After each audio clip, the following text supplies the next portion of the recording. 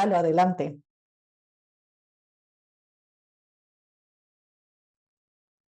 Hola, buenas tardes a todos. Yo estudié diseño industrial hace ya bastante tiempo, hace como ya 20 años más o menos.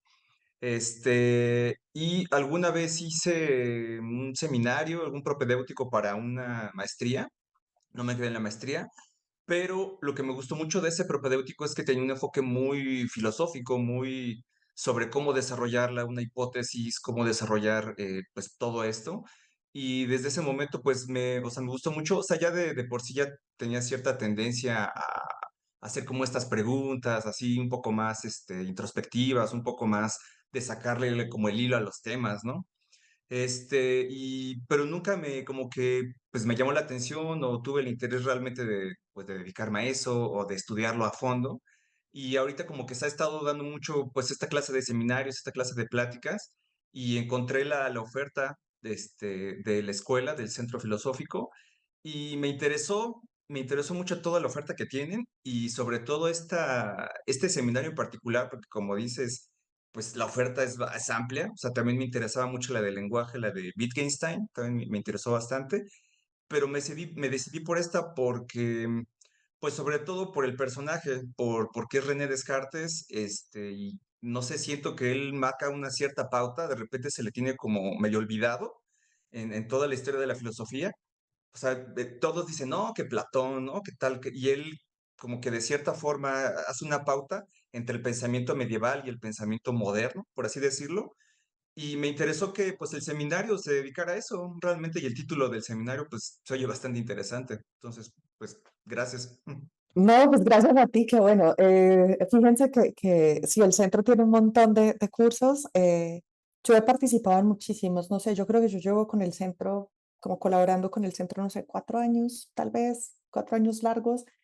Eh, y entonces, pues claro, como yo trabajo en la tradición analítica, entonces digamos como que más mis líneas están en filosofía de la ciencia, filosofía del lenguaje, filosofía de la mente, teorías de la conciencia. Yo soy muy kantiana, tengo formación kantiana, entonces sí he dado cursos como de Kant, por eso doy el del diplomado de ética que está como enfocado en Kant, pero sí es como más este enfoque. Justo como vamos a empezar ahorita, Descartes es fundamental, Descartes es fundamental. Voy a decir Descartes, no por creída, ya es la costumbre, ¿sí? Entonces voy a decir Descartes, y voy a decir creo que es una palabra grosera en mexicano, en español mexicano, como para no sonar como mamona, perdón, creo que no debería decir eso, No, no importa. pero es como de estas cosas que uno se aprende, como Colgate, como la crema dental, que uno no va a decir Colgate, uno dice Colgate, No, porque así se llama. es cuestión de costumbre más bien. Exacto. Entonces, vamos a ver que justamente Descartes es fundamental. Entonces, claro, hay algunas tradiciones donde Descartes, bueno, Descartes es muy importante en un montón creo que en toda la filosofía, pero sin lugar a dudas, hay un lugar, como hay un campo de conocimiento dentro de la filosofía donde Descartes es absolutamente fundamental, creo que es en la epistemología y en la filosofía de la mente. Entonces, efectivamente, vamos a ver cómo se parte, digamos, como la historia de la filosofía con ciertos planteamientos de Descartes. Pues nada, me siento muy contenta de ser entre todos los cursos que hay la elegida, que este seminario haya sido el elegido. Eh, Daniel, adelante. Bienvenido, Lalo. Daniel, adelante. Daniel, hola de nuevo, hola. Hola, bueno, no sé cuál era la pregunta inicial, pero Que nos estamos no. presentando, que nos cuentes un poco qué te trae por un seminario de Sí, sí, filosofía de la mente. sí, eso me imaginé. Entre toda la oferta tan amplia que tiene el CEF. Sí, así es. Bueno, mi nombre es Daniel Lascuray, soy de México. Yo estudié ingeniería de sistemas computacionales, pero actualmente estudio psicología para Mm, poder acceder a una maestría de psicoanálisis lacaniano.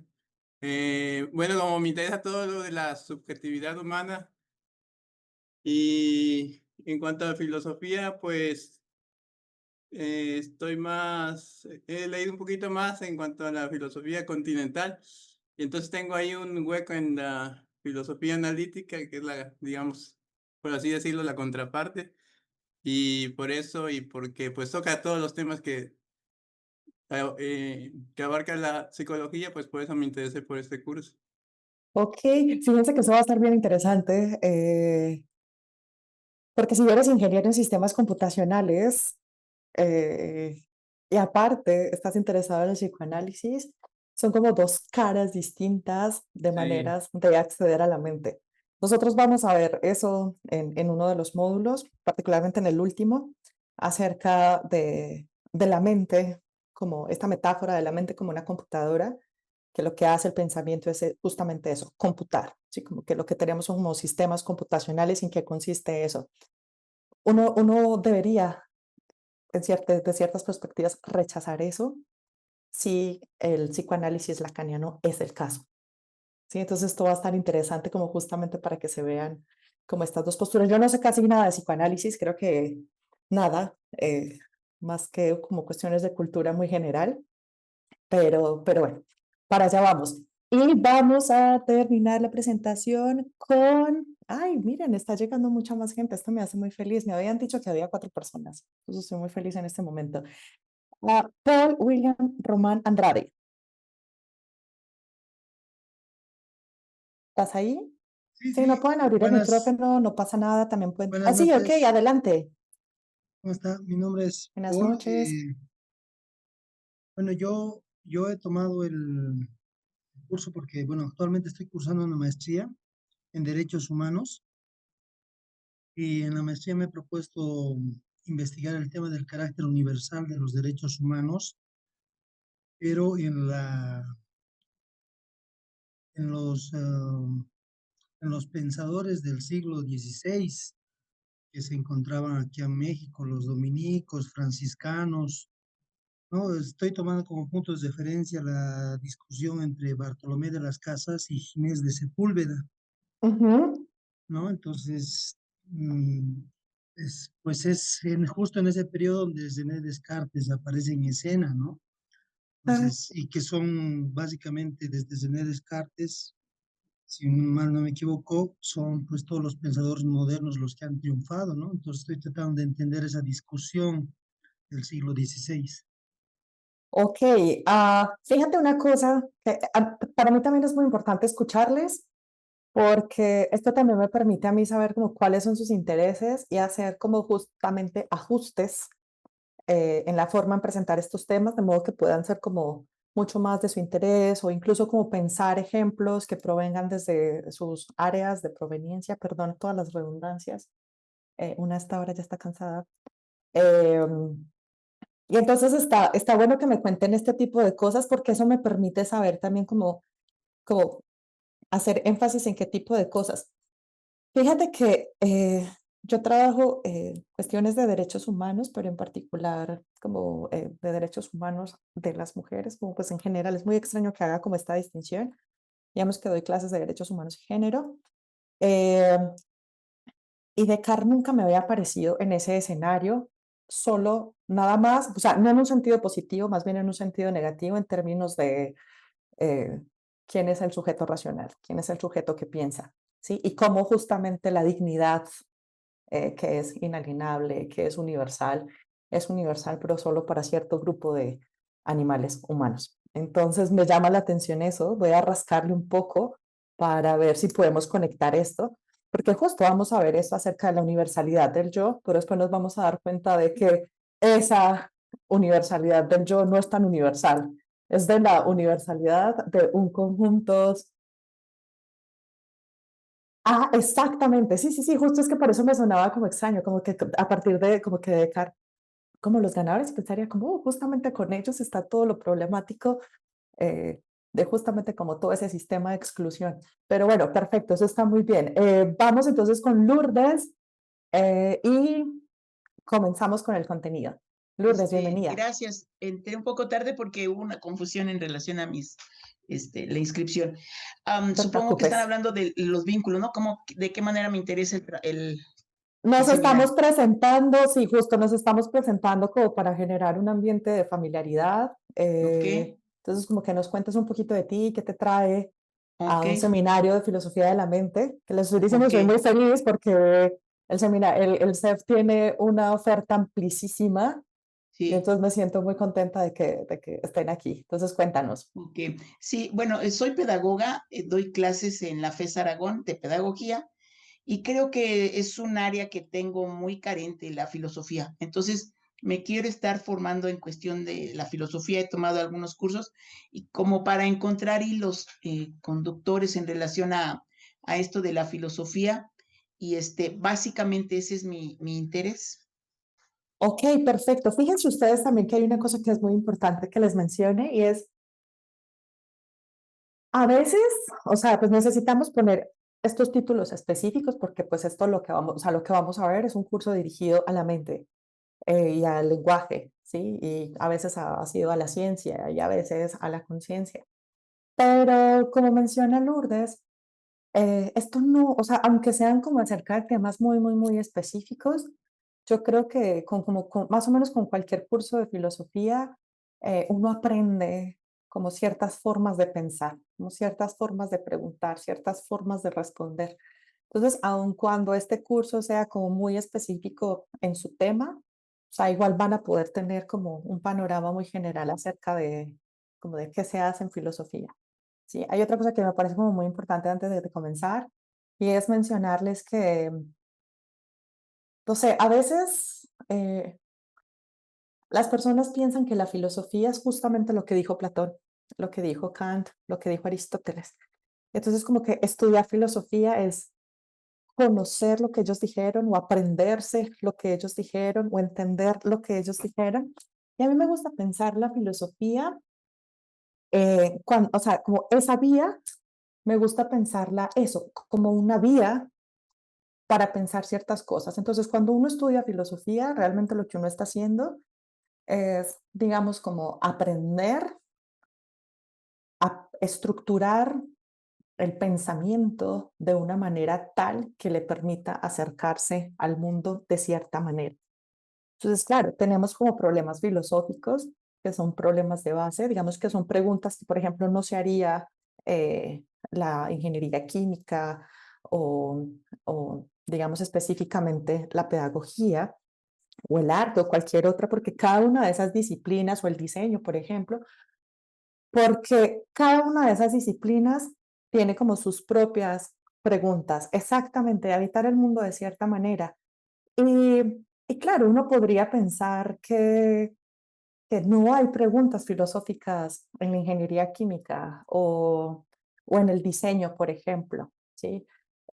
Y por supuesto que las hay. Entonces, ¿qué es lo que hace uno cuando estudia filosofía? Uno aprende a hacer esas preguntas filosóficas, como a ver esas cuestiones filosóficas que hay como en los distintos dominios. Uno aprende a preguntar, eh, aprende a intentar dar respuestas. eh, y entonces, claro, tenemos como todos estos problemas, todas estas personas que estaban pensando en problemas filosóficos, pero nosotros en la vida diaria hacemos más filosofía de lo que nos imaginamos, ¿sí? Solo que no sé por qué se tiene hacia la filosofía a veces como las matemáticas, por allá como en ese púlpito sagrado, donde solo Kant y algunos otros cuantos sabios pudieron llegar. Solo a manera de anécdotas, muy curioso, yo soy colombiana, hace poco vi una entrevista de una actriz colombiana que ahora está terminando su carrera en filosofía y le preguntan que si ella es filósofa. Y entonces ella responde, no, yo no soy filósofa, por favor, ese es un título demasiado grande. Eh, yo soy una estudiosa de la filosofía, los filósofos son los grandes. Y entonces ella cita a Platón, a Kant, a Descartes. Yo decía, no puede ser, yo llevo más de, no sé, 15 años peleando porque, claro que yo soy filósofa. O sea, es que alguien que estudió ingeniería no dice, no, yo no soy ingeniero, los ingenieros son estos, aquellos, sí. O sea, las personas que son, por ejemplo, psicoanalistas no dicen, no, yo psicoanalista, no, psicoanalista Freud o Lacan. Yo no soy psicólogo, psicóloga o psicóloga Piaget. O yo no soy pedagoga, pedagogos, no sé, Bell Hooks, Paulo Freire, yo no. Pero con filosofía sí pasa así. Y lo mismo van ustedes con los matemáticos es distinto. Las matemáticas dicen, no, yo estudio matemáticas. Entonces, no, o sea, yo soy filósofa, hacemos filosofía y aquí vamos a hacer preguntas filosóficas y nos hacemos muchas más preguntas filosóficas de las que nos imaginamos en el día a día. Ya, entonces vamos como a intentar como también aterrizar todas estas cosas y ver que las preguntas que nos hacemos en filosofía no son distintas de las preguntas que ustedes se han hecho alguna vez en la vida. Y lo más interesante es que las respuestas que ustedes se han dado no están tan lejos de las respuestas que de hecho se han dado en filosofía, solo que digamos que en filosofía se hacen de manera más robusta. Entonces, pues nada, bienvenidas, bienvenidos. Vamos a comenzar. Voy a compartirles mi pantalla y comenzamos. Importante, les decía al inicio, a mí me gusta hacer de estas clases, de estos encuentros, como una conversación, más que simplemente como una especie de exposición magistral de estos contenidos. Ay, ¿qué está pasando? Ya. Entonces, pues claro, o sea, yo voy a ir, les voy a ir como presentando el contenido que traigo para hoy, pero por favor, siempre digo esto, yo puedo hablar un montón, yo me puedo echar las 2 horas yo hablando sola, o sea, puedo hablar un montón, pero me gustaría más que conversáramos. Entonces, dudas, preguntas, comentarios, por favor, los pueden hacer. Axa, veo que tienes tu manita levantada, ¿tienes Sí, una pregunta actualmente? Dime. perdón por interrumpir. Erika, yo tengo una pregunta inicial, quizá es básica más bien. ¿Sí existe una distinción clara entre el concepto de mente y el de conciencia o son indistintos?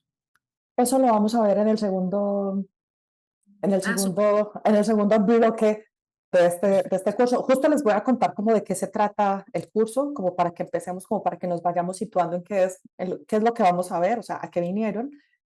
Eh, ustedes van a tener acceso al material del curso a través de Canvas y entonces yo cada semana voy a ir subiendo como las presentaciones y ahí ustedes van a encontrar las lecturas. ¿Sí? Entonces, bueno, pero ahorita voy a ir con el contenido, Gracias. ¿vale? Entonces, como cuestiones acerca de cómo lo hacemos, me pueden interrumpir en cualquier momento, levanten la manita de preferencia para yo darles la palabra. Si no pueden levantar la manita, entonces pueden dejar los comentarios en el chat, que yo con muchísima frecuencia estoy yendo sobre ellos. Eh, no hay preguntas tontas, no hay a lo sumo habrá preguntas como mal formuladas, y a veces uno se queda con esto es que es una pregunta tonta, entonces no lo hago, no lo hago, no lo hago, no lo hago, y se quedan con la duda esperando que alguien pregunte o que uno les lea la mente y diga algo que más o menos les responda a la pregunta. Entonces, no, pregunten cualquier cosa. Si está entre las cosas que yo sé, lo respondemos. Si no, yo me llevo tareas para mi casa. Entonces les digo, cuando no sé, no sé. Entonces les traigo tarea para la siguiente, así de la respuesta. Entonces hagámoslo así, ¿vale? Entonces, primero, ¿de qué se trata este curso? Ustedes se van a encontrar el programa completo en el Canvas, pero esto es como una especie de aproximación para que sepamos como con qué nos vamos a encontrar, cómo vamos a dividir el curso. Entonces, esto está dividido en 10 sesiones. Tenemos, está dividido por 3 bloques, ¿sí? 3 sesiones cada uno, y tenemos una como de reposición porque normalmente uno no termina como todo el contenido en una sola sesión. Entonces, como tenemos una como más o menos de colchón, ¿vale?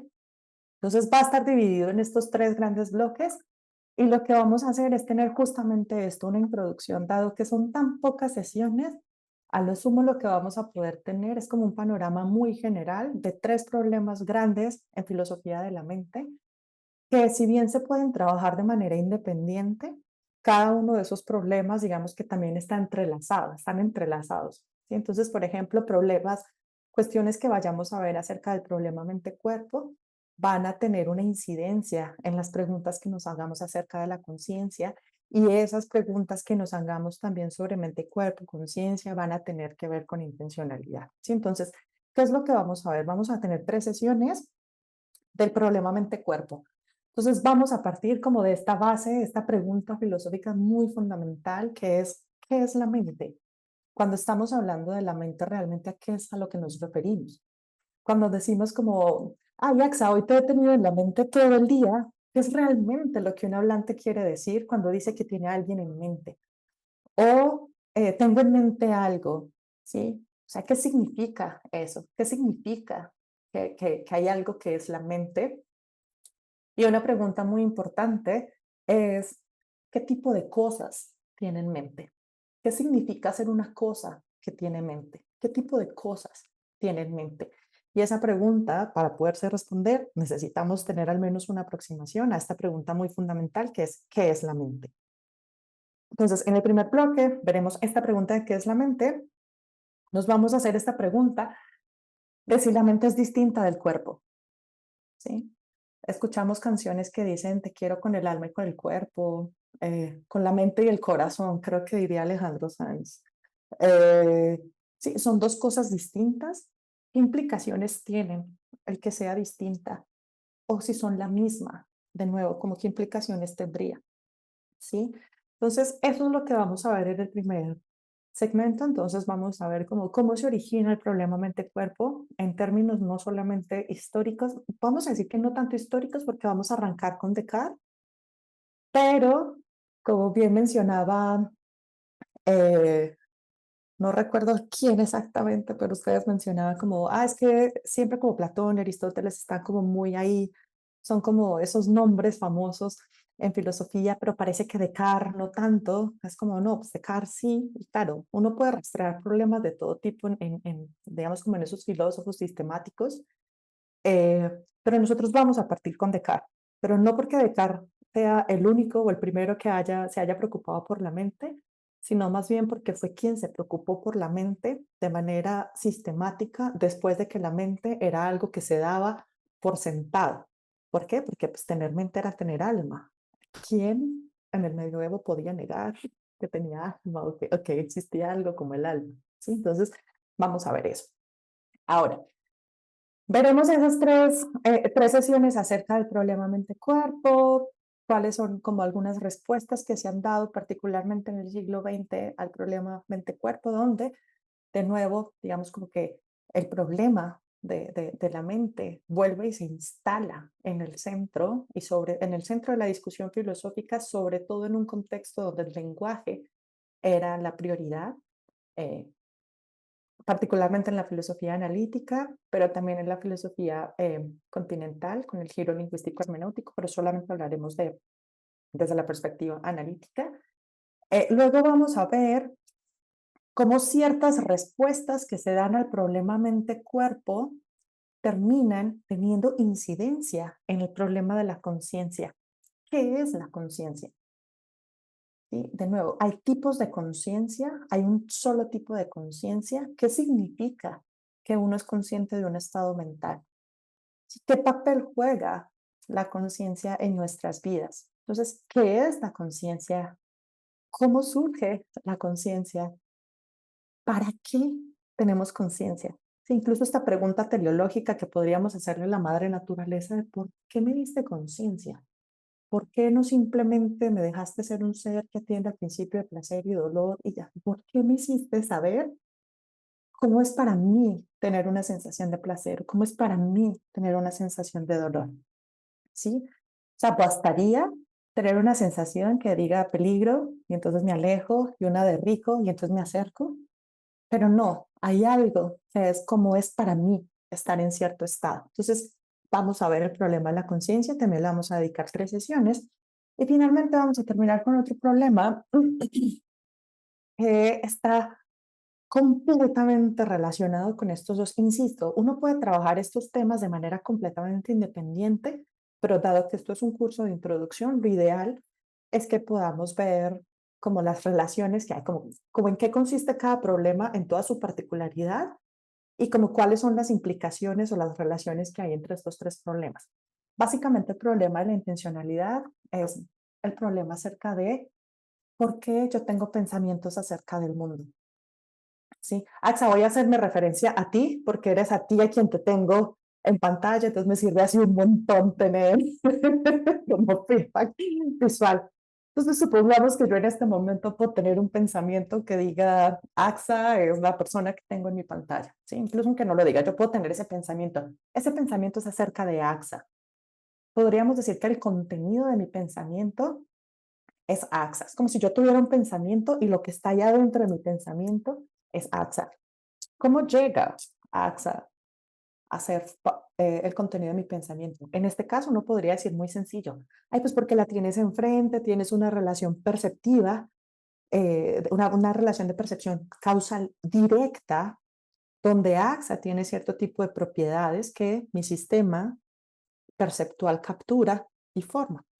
Ah, sí, pero háganme el favor. Yo tengo un pensamiento acerca de que Santa Claus es el tipo, es un señor barbado que trae los regalos en Navidad. ¿Cómo es que ese pensamiento llega a ser de Santa Claus? Pensemos esto, otra cosa. Por ejemplo, no sé, si yo me quito las gafas, el mundo desaparece. Entonces, supongamos que yo no tengo gafas, bueno, incluso con las gafas también a ciertas distancias y como que en ciertos volúmenes de luz el mundo también desaparece. Entonces, supongamos, no sé, eh, voy caminando y digo, ay, mira, un perrito, y me acerco al perrito, y resulta que no es un perrito, es una bolsa, ¿sí? Que está ahí. Y entonces, el contenido de mi pensamiento es un perrito, pero lo que lo está causando es una bolsa. ¿Cómo es posible que yo tenga un contenido de un pensamiento como, hay un perrito? ¿Sí? Entonces, lo que vamos a ver ahí tiene que ver con esto, y es acerca de cómo es que mis pensamientos llegan a ser acerca del mundo. Sí, y esto tiene que ver con también la intencionalidad de los estados de conciencia. Supongamos que de manera preteórica, yo soy consciente de que estoy aquí en mi cubículo dándoles esta clase, ¿sí? Entonces yo tengo un estado consciente de que estoy en mi cubículo dando esta clase. ¿Cómo es que mi estado consciente llega a ser acerca de eso? Sí. Pensemos otro que es incluso más como también muy cercano. Yo tengo un dolor de rodilla tremendo. Ayer me lastimé. Es como una especie de dolor que se siente de cierta manera. Es como una especie de, esta es muy extraña esta caracterización que uno hace, es como una especie de dolor sordo porque no escucha a los medicamentos, no atiende a las compresitas. Entonces no importa lo que yo le haga, está ahí ese dolor. Entonces yo tengo un estado de conciencia, yo soy consciente de que tengo un dolor en mi rodilla, ¿sí? Y que ese dolor es de cierta manera, ¿sí? O sea, no me impide caminar, estoy coja, pero no me impide caminar. Pero ¿cómo es posible que mi estado de conciencia sea acerca de ese dolor? ¿Cuál es la relación entre ese dolor y mi estado de conciencia? ¿Cuál es la relación entre mi pensamiento acerca de AXA y AXA? ¿Sí? ¿Cuál es la relación que hay entre mi pensamiento, miren un perrito, y una bolsa, que de hecho no es un perrito? Entonces, en esa parte vamos a dar cuenta de ese problema. Y claro, para dar cuenta de ese problema tenemos que tener un presupuesto acerca de qué es la mente. ¿Qué es la mente que puede tener estados intencionales? Estados intencionales, incluso que son estados intencionales conscientes, como el estado de mi rodilla, ¿sí? Entonces, estos son los tres grandes temas que vamos a ver, ¿sí? Ok, entonces hoy vamos a empezar con el primero. ¿Y qué vamos a hacer el día de hoy? ¿En qué nos vamos esta sesión es hasta las 8, casi me da un infarto, sí. Es que la del martes es hasta las 7, y entonces dije, ¿qué? ¿En qué momento? Faltan 20, sí, no puede ser, pero no es a las 8, ok. Entonces, lo que vamos a hacer hoy es justamente nos vamos como a situar, vamos a contextualizarnos como de dónde surge de manera relevante, y esto de la relevancia es extraño porque les decía, cuando hablamos del problema de la mente, pues claro que vamos a encontrar en Platón esta idea de que la mente es distinta del cuerpo, que la mente es eterna, es inmortal, el cuerpo es perecedero, que la mente o el alma, más bien en esos términos, el alma es la que puede alcanzar la razón, la verdad, y teníamos que era una cuestión privativa de los hombres, porque en Platón ni los niños, ni las mujeres, ni los esclavos tenían alma, ¿sí? Entonces, Tenemos también a Descartes, que Descartes dice, wow, espérate, Platón, seamos un poco más democráticos. Incluso hasta las plantas tienen alma, un tipo de alma, un alma vegetativa que responde a ciertos estímulos. Las mujeres no, pero las plantas sí.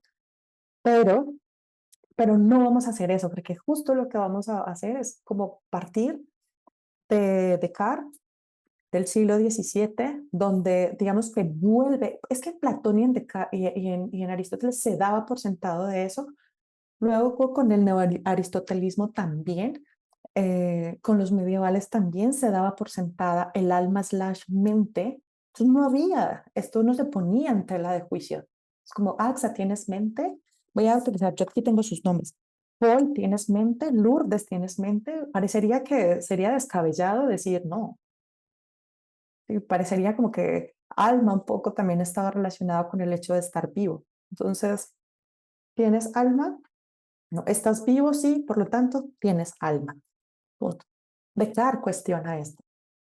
¿Sí? Entonces, vamos a partir con Descartes, luego vamos a ver como cuál es justamente esa distinción que nos plantea Descartes en las meditaciones metafísicas, de esa distinción entre la mente y el cuerpo. De si son o no son distintas, y en caso tal de que sean distintas, en qué lo son, pero también vamos a hablar acerca de por qué Descartes cree que son distintas, cuáles son las implicaciones de que sean distintas. Otra manera de preguntarlo es, ¿por qué quisiera uno, sí, uno siendo Descartes, que la mente y el cuerpo fueran distintas? Es decir, como cuáles son las motivaciones metafísicas, teóricas, si ustedes quieren, de hacer esta distinción, ¿sí?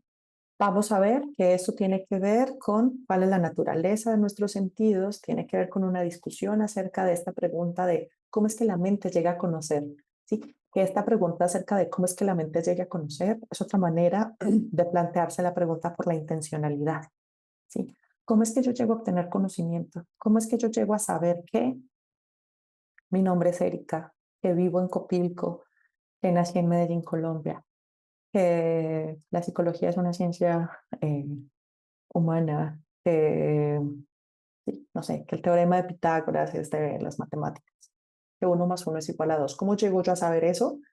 Es una manera también de preguntarse cómo es que yo puedo tener un pensamiento acerca de que 1 más 1 es igual a 2. ¿Sí? Entonces, vamos por ese lado. Entonces, como que cuál es el papel que juegan los sentidos en esta pregunta fundacional acerca de cómo es que los seres humanos podemos conocer.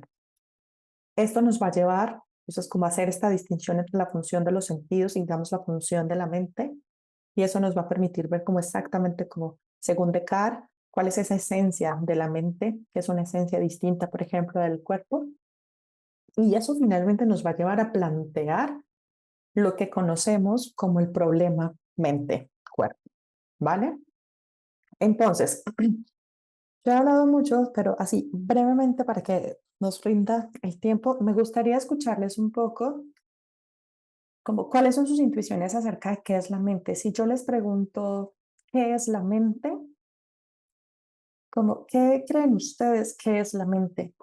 Sí, esta pregunta es muy extraña, suena como esta pregunta ay, no me acuerdo si era Tomás de Aquino, si alguien sabe, me corrige, es la pregunta acerca del tiempo.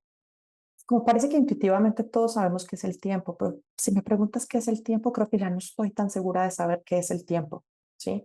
Entonces a mí me da un poco la impresión de que esta pregunta acerca de la mente es como ese tipo, es como, claro que sé qué es la mente.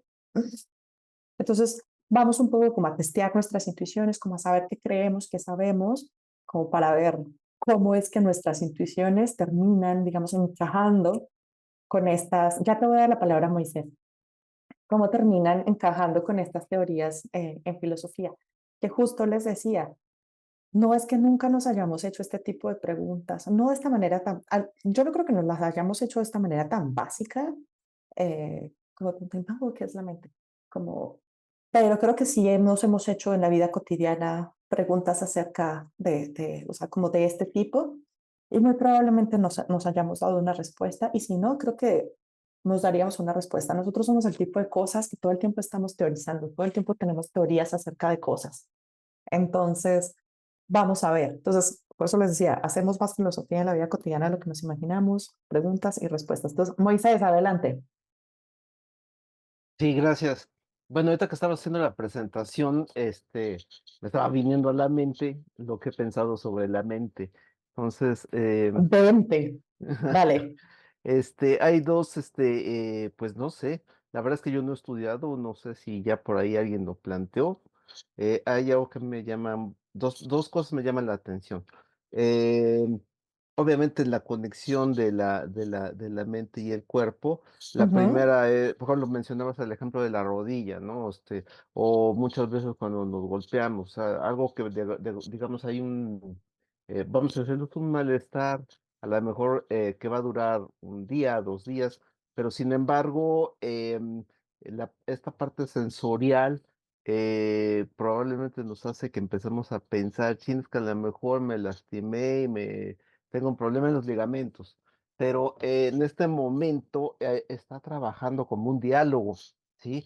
Iré a ver un trama, Ok. no, probablemente no sea tan grave. A ver, voy a subir y bajar las escaleras, ¿no? Pero empieza este diálogo, vamos a decirlo comúnmente, en autodiscusión de Como, sí, preguntas como y ese diálogo respuestas. interno. Ok, Exacto, ajá. ¿no? Pero obviamente, ¿dónde está o sea, de que hay una conexión es evidente, es evidente. ¿Cuál es? Ujú. ¿Cómo es? Ese es otro tema, ¿no? Entonces, el primer punto es ese, o sea, pues yo, bueno, mi formación es, muy, muy, dentro de las ciencias, básicas, la física, la química y las matemáticas. Entonces, bueno, estoy seguro que hay, donde, bueno, hay que investigarlo. Y la siguiente que me llama la atención es cuando, por ejemplo, cuando empezamos, nos vamos a dormir y empezamos a recordar o pendientes o qué voy a hacer mañana y de repente en algún momento estamos dormidos, estamos soñando. Pero es obvio que de alguna manera esta experiencia, vamos a decirlo, es relativamente parecida a todos. Sin embargo, hay algo que me he dado cuenta, o sea, la mente nunca para. O sea, es Ok. un pensamiento tras otro pensamiento, es como un río de pensamientos que vienen, vienen. Sin embargo, en algún momento algo se atrapa y es cuando nosotros empezamos con este diálogo discursivo, ¿no? Empezamos a generar, al mismo tiempo que es algo muy creativo, porque si tenemos un problema, empezamos a buscar la alternativa A, la B, la C, y qué pasa si esto y esto y esto, o como en el ajedrez. Pero aquí viene algo interesante. Yo lo he ligado con una flecha del tiempo. O sea, nunca tenemos pensamientos de qué él estaba pensando, podemos recordar, pero los pensamientos en este río, en este flujo continuo que no se detiene, ¿sí? Está dentro de la línea del temporal. Bueno, Ok. eso es el comentario que yo, Ok, es- no, perfecto. Fíjense, a mí me emociona muchísimo escucharles y escucharles o sea, a mí me encanta dar estas clases en el centro porque justamente como vienen de distintas disciplinas, sus intuiciones son muy frescas para mí. Entonces, eso me gusta muchísimo. Lourdes, ya te voy a dar la palabra. Em, entonces, me gusta mucho porque están tocando, fíjate, o sea, tú estás mencionando tres cosas eh, que son como problemas centrales en filosofía de la mente y que tienen que ver con qué significa tener una mente. Entonces, vamos a irnos por allá. Muchas gracias, Moisés. Voy a escuchar a Lourdes, recogemos y continuamos, ¿va? Pero esto que acabas de decir me parece como bastante interesante porque justamente, insisto, son como el tipo de preguntas que nos podemos hacer. Solo como, así como una especie de sinopsis de lo que voy a decir ahorita. Eh, Cuando pensamos que tenemos mente, muchas veces pensamos, y eso es una cosa muy interesante, porque justamente creo que esto era lo que pensaba de Carr, es que tener mente es tener este diálogo interno, Mm. ¿sí? Donde yo hablo conmigo y donde yo estoy. Ajá. Entonces, ¿significa eso que eso es tener mente? Entonces, ¿qué pasa? O sea, los estados mentales se reducen, digamos, a ese diálogo interno. Sí, esa es como una pregunta filosófica interesante. Tú mencionas otra que tiene que ver con el pensamiento, cuando, por ejemplo, bueno, si dices, si esto es el caso, pues, ¿qué pasa cuando sueño? ¿Sí? ¿Qué pasa cuando me duermo? Parece que ya no hay ese diálogo. Entonces, si no estoy pensando de esta manera dialógica, estoy dejando de tener mente. ¿Qué pasa cuando, y dejemos cuando dormimos? ¿Qué pasa cuando una persona está en coma? ¿Qué pasa cuando estamos en un estado alterado de conciencia? Si bajo el efecto de estupefaciente o alcohol o de ese tipo. Y hay otra que es muy interesante también acerca de si el pensamiento, pensamos que es esta cuestión como dialógica, como este diálogo interno, de si tener mente es tenerla siempre en presente, es decir, como si el pensamiento es absolutamente presente. El contenido de mis pensamientos ahorita puede ser acerca de lo que me pasó hace 2 años, ¿sí? Y puede que mi pensamiento acerca de dónde serán mis próximas vacaciones, cuando sea que tenga vacaciones, parece que es un pensamiento acerca del futuro, ¿sí? Y este acerca de tiene que ver con el problema de la intencionalidad que les mencionaba. Pero parece que mi pensamiento es ya. ¿Sí? Puede ser de cosas acerca del pasado, acerca del futuro, cosas que existen, cosas que no existen, pero es ya. ¿Sí? Entonces, tiene la mente esta cualidad presentista. Entonces, creo que es interesante. Lourdes, ahora sí, adelante. Sí, gracias. Bueno, de acuerdo con lo que estás comentando y por supuesto también lo que estaba comentando Moisés, pero bueno, algún elemento que podríamos integrar sería la significación. No todo lo que vemos, percibimos, contactamos en este mundo real necesariamente está significándonos. O sea, podemos pasar por alto muchas cosas y solamente vamos a significar, solamente vamos a traer a la mente aquello Entiendo. nos hace, dicen que en la gestal, ¿no? Nos hace figura, nos dice esto porque te significa, de otra manera no, de otra manera lo dejas pasar. Entonces, en esa medida, pues dejamos muchas cosas de la realidad que no vamos a traer a la mente. Y bueno, el otro tema que también me gustaría que se comentara pues que una cosa es la fisiología, el cerebro, esta cuestión que hasta podemos hacernos un taquito de cerebro, ¿no? ¿Cómo se llama? De sesos, ¿no? Pero otra cosa es ¿Te puedes hacer un taquito de mente? un taquito de mente, ajá. Pero otra cosa es el si estoy pensando en un espacio para estos pensamientos, porque yo sé que cuando voy a ese espacio lo reconozco, pues, pero no lo tengo ubicado materialmente. Entonces, ese es como que otro elemento, ¿no? Gracias. No, muchísimas gracias a ti. Fíjense ustedes que acabas de decir algo que es súper importante y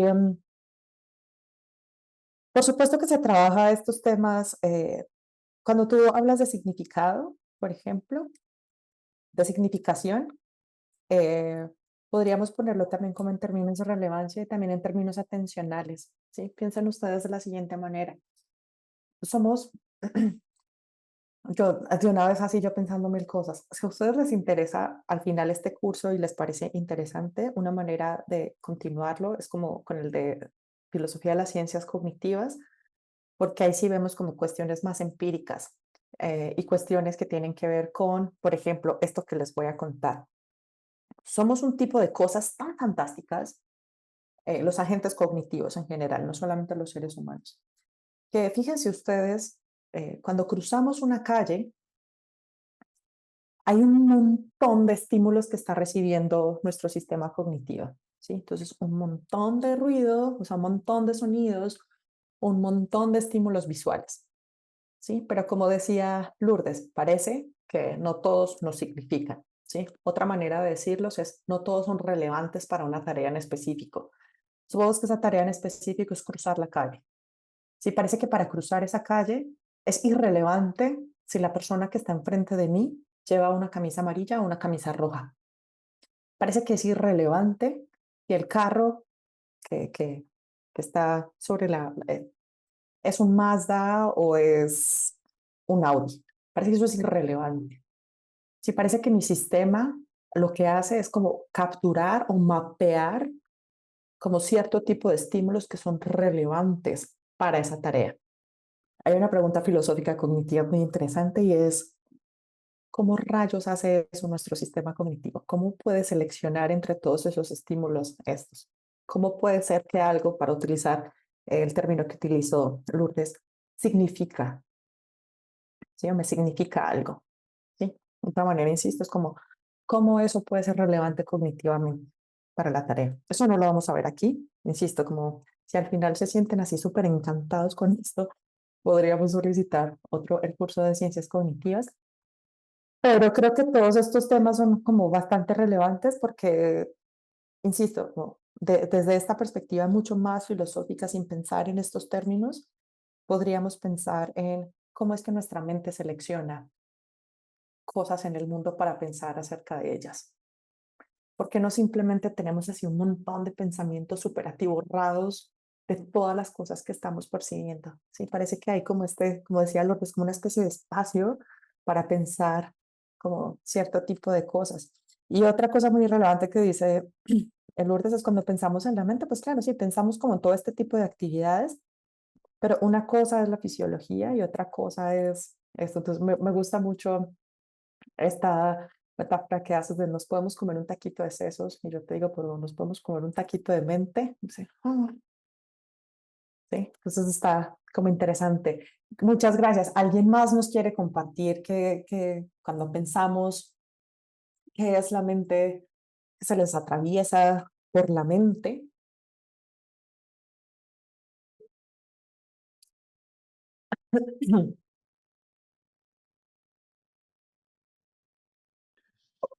¿Alguien?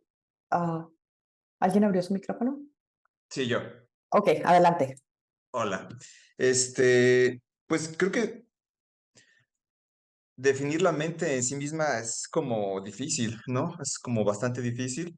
Y creo que una de las maneras en tal vez que podamos definirla es como definir sus atributos, ¿no? O sea, de qué es capaz esta mente, qué podemos hacer con ella, ¿no? Como para poder entenderla y ver como los distintos ángulos, ¿no?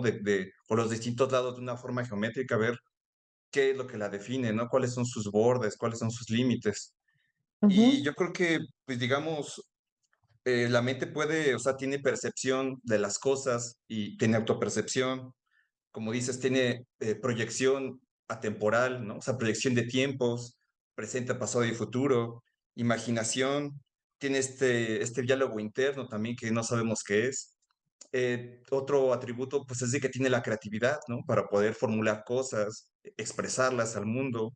Entonces, pues yo creo que, o sea, en ese sentido, la mente podría ser como una condensación de toda esta experiencia que estamos teniendo, ¿no? O sea, es como, o sea, que esta experiencia no solo es lingüística, ¿no? O sea, es en imágenes, es en colores, esta percepción. Entonces, pues yo podría decir, a lo mejor como una definición, pues a lo mejor nada acercada, pero puede ser como una condensación de la experiencia, ¿no? En este sentido, humana, por lo menos que estamos definiendo la mente humana, pero seguramente pues todos los seres vivos tienen su propia experiencia, seguramente, entonces tienen como su tipo de mente, ¿no? O sea, condensan su tipo de experiencia en su vida, entonces, pues podría llamarla como una condensación de experiencias, ¿no? Que puede expresarse. Pues yo sí tal vez lo definiría la mente. ok, perfecto. Fíjense que ustedes, muchísimas gracias, Lalo. Fíjense que ustedes han mencionado eh, por lo menos por lo menos dos o tres de estas posturas, ¿sí? Entonces, fíjense ustedes, por ejemplo, cuando Lourdes menciona lo del taquito, esto me gusta mucho, Lourdes, me encanta, lo voy a seguir utilizando. Ya te voy a dar la palabra a Daniel. Fíjense que ahí hay una intuición, o sea, ahí hay como una especie de presupuesto. Si yo les digo a ustedes, nos podemos comer un taquito de sesos, ¿sí? Y si les digo, y ese taquito de sesos es un taquito de mente, dirían, parece que nos cuesta muchísimo más trabajo decir que de hecho sí es un taquito de mente. Eso es como, es cerebro y mente, dos cosas distintas. Es como, parece que hay algo en nosotros que tendría como esta tendencia a decir, miren, la fisiología es muy importante para explicar esto. Lalo menciona algo que es muy relevante y es, mira, parece que definir la mente como algo que es, así como, no sé, como a veces da esta impresión de como que es la mente, como si uno pudiera indexicamente decirles esto. Parece que con la mente es muy difícil hacer esto. Esto es la mente. Entonces, una de las cosas que uno hace es caracterizarla, ¿sí? Entonces uno dice, bueno, la puedo caracterizar por sus atributos. Entonces, ¿Qué hace la mente? Pues parece que con la mente, Daniel, ya te voy a dar la palabra. No me la bajes porque si la bajas la manito, se me va el avión y entonces me pierdo. Se me olvida. Creo que la vez pasada también te salté, perdón. Entonces no me la bajes. Entonces, por ejemplo, parece que percibir, uno todavía, pues, uno dice, sí, claro, yo percibo con mi cuerpo, pero parece que no se queda solamente en mi cuerpo, parece que las percepciones pasan por mi cuerpo, pero yo creo, entonces parece que mis creencias son corporales. Es bien interesante porque actualmente, insisto, perdón que me esté haciendo propaganda, yo no tenía planeado esto, pero en el curso de ciencias cognitivas justamente lo que vemos es como esta revisión del concepto, por ejemplo, de creencia, como lo que hacen las ciencias cognitivas en activas, que descentran la cognición del cerebro y la extienden.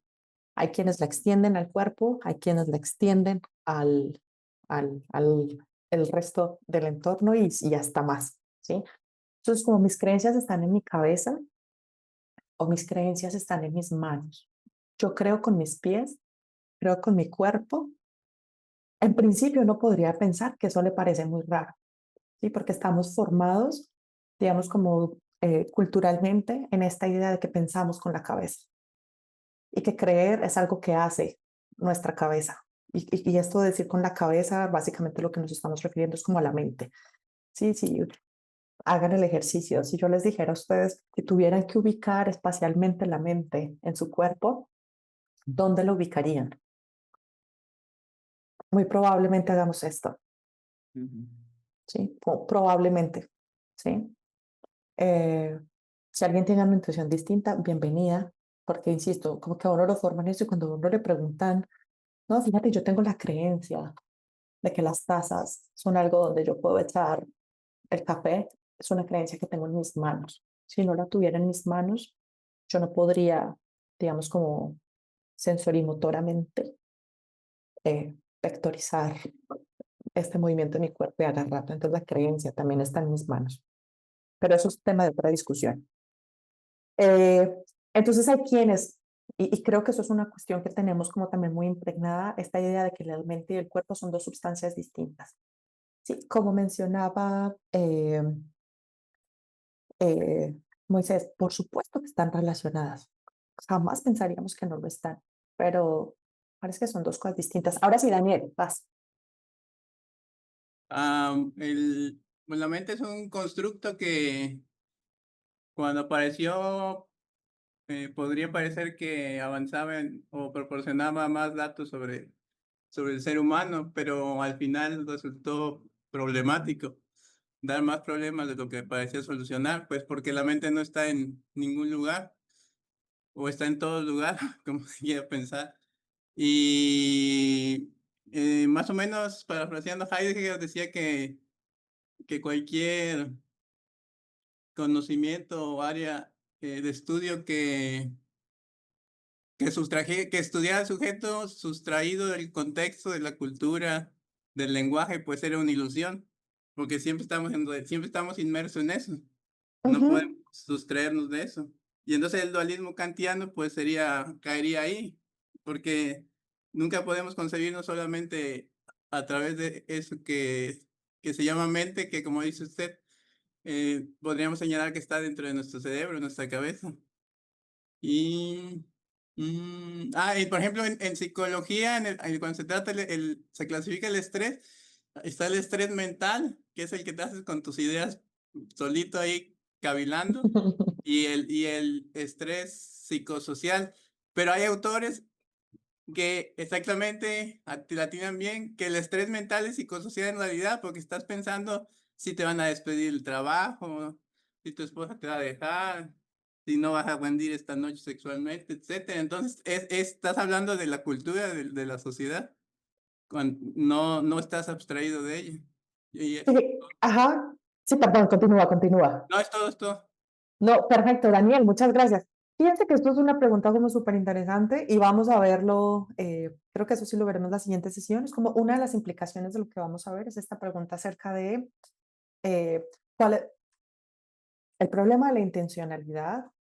se puede plantear de muchas maneras y me gustan mucho las cosas que ustedes dicen porque me hacen pensar en, fíjate, eso es el problema de la intencionalidad. Cuando Daniel dice, bueno, mis pensamientos son acerca, o sea, mi estrés es psicosocial en el sentido de, realmente mi estrés es acerca de, es sobre si me van a echar del trabajo, sobre mi esposa me va a dejar, o si voy a rendir sexualmente esta noche. Como mis pensamientos, mi estrés, el estrés, visto como desde esta perspectiva, como para utilizar este lenguaje en filosofía de la mente, es como una especie de estado mental. Eh, claro, como ciertas perspectivas en la psicología, como por ejemplo el conductismo, jamás aceptarían que es un estado mental, y eso también lo vamos a ver, pero justamente es como que nuestros estados mentales son acerca de. Entonces, una de las propiedades así como fundamentales de la mente es que la mente tiene una característica fundamentalmente intencional. Cuando hablamos de esta intencionalidad, piénsenlo simplemente en términos de ser acerca de, ¿sí? Entonces, pensemos como mi pensamiento es acerca de qué, donde eso que sigue después del qué es el contenido de mi pensamiento. Las creencias son estados intencionales. Yo tengo la creencia de que hoy es jueves, ¿sí? Entonces, el contenido de mi creencia es que hoy es jueves. Entonces, la pregunta de la intencionalidad es, ¿cómo es que yo tengo una creencia de que, y ese que, la creencia? Piensen en otro tipo de estados intencionales. Yo tengo el deseo de que me deje de doler la rodilla. Mi deseo es acerca de que me deje de doler. ¿Sí? Entonces, la pregunta es, ¿cómo se da esa relación de qué? ¿Sí? Como, ¿a qué se llega con eso? ¿Va? Entonces, muchas gracias, Daniel.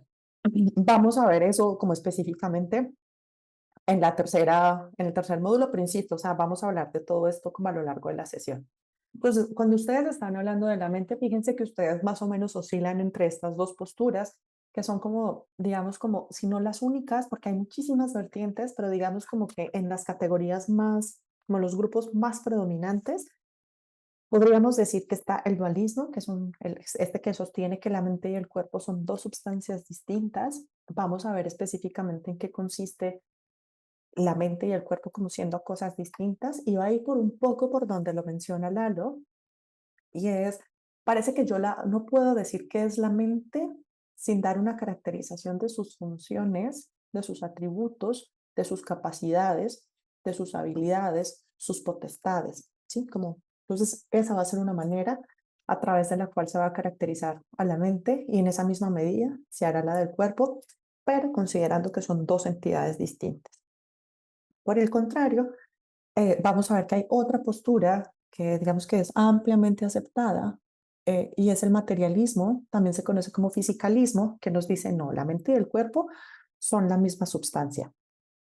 Sí, o sea, el taquito de seso y el taquito de mente son la misma cosa, son o bien dos maneras distintas de referirse a la misma cosa, o vamos a decir que la una, ¿sí? Como la mente es el producto, el resultado de procesos físicos, ¿sí? Entonces vamos a decir que la mente es el producto de ciertas actividades físico-químicas que suceden a nivel cerebral, que suceden a nivel del sistema nervioso central, que tienen como, digamos, como consecuencia esta cosa que llamamos mente.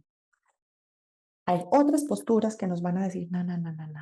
Todavía decir que la mente depende del cuerpo significa decir que existe algo que es la mente, que no es el cuerpo, pero es un producto de esta. El materialismo eliminativista nos dice, la mente no existe. Eso que ustedes llaman mente es una forma equivocada de referirnos a las cosas, ¿sí? Es una ilusión que es causada por procesos físicos en el cuerpo. Es muy interesante que haya alguien de aquí que sepa de química acá. Nunca he tenido a alguien que sepa de química acá.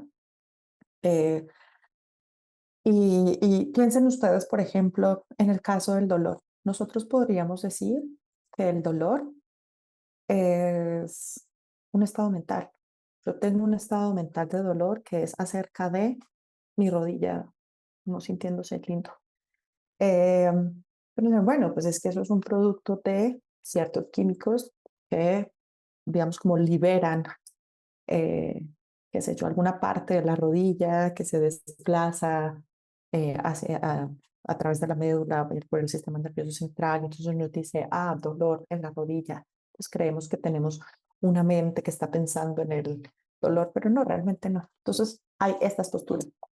Daniel mencionaba algo que yo no lo voy a mencionar, no lo voy a tratar, porque en la actualidad es como de las posturas menos sostenidas, que es esta que mencionas como un poco de Heidegger, que también es como la que viene de Kant, de Hegel, en general del idealismo, y es que lo único que hay es mente, ¿sí? Y que incluso los estados físicos son cognoscibles solamente porque hay una mente que la conoce. Entonces todo lo que hay es mente. En las tradiciones como más naturalistas, y vamos a decir por naturalistas como aquellas explicaciones que buscan ser como más cercanas a las explicaciones basadas en la ciencia empírica.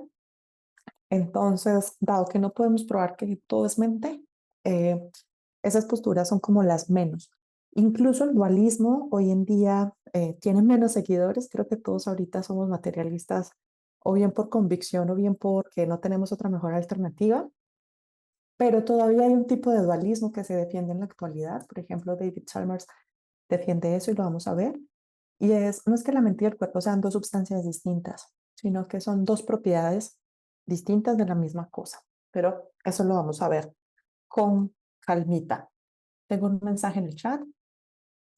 La mente es contingente al cerebro. Fíjate que esa es una pregunta súper interesante que también la vamos a ver, justo la vamos a ver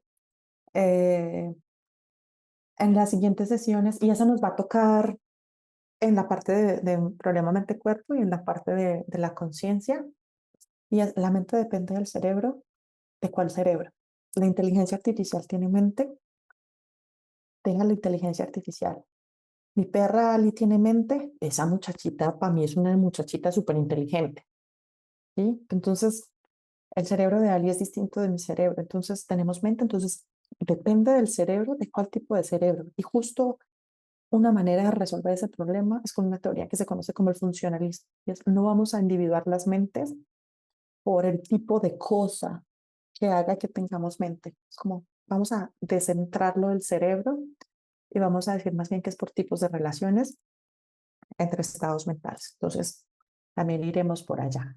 Ok, entonces avancemos un poco. Me voy a ir un poco rápido como para como poder avanzar más en esto, pero me pueden parar en cualquier momento. ¿Sí? O sea, yo me voy a ir, pero recuerden que me pueden parar y pueden dejar también sus mensajitos en el chat y yo los voy leyendo. Entonces, vamos a entrar ahora con Descartes y el dualismo. Vamos a ver específicamente de qué se trata.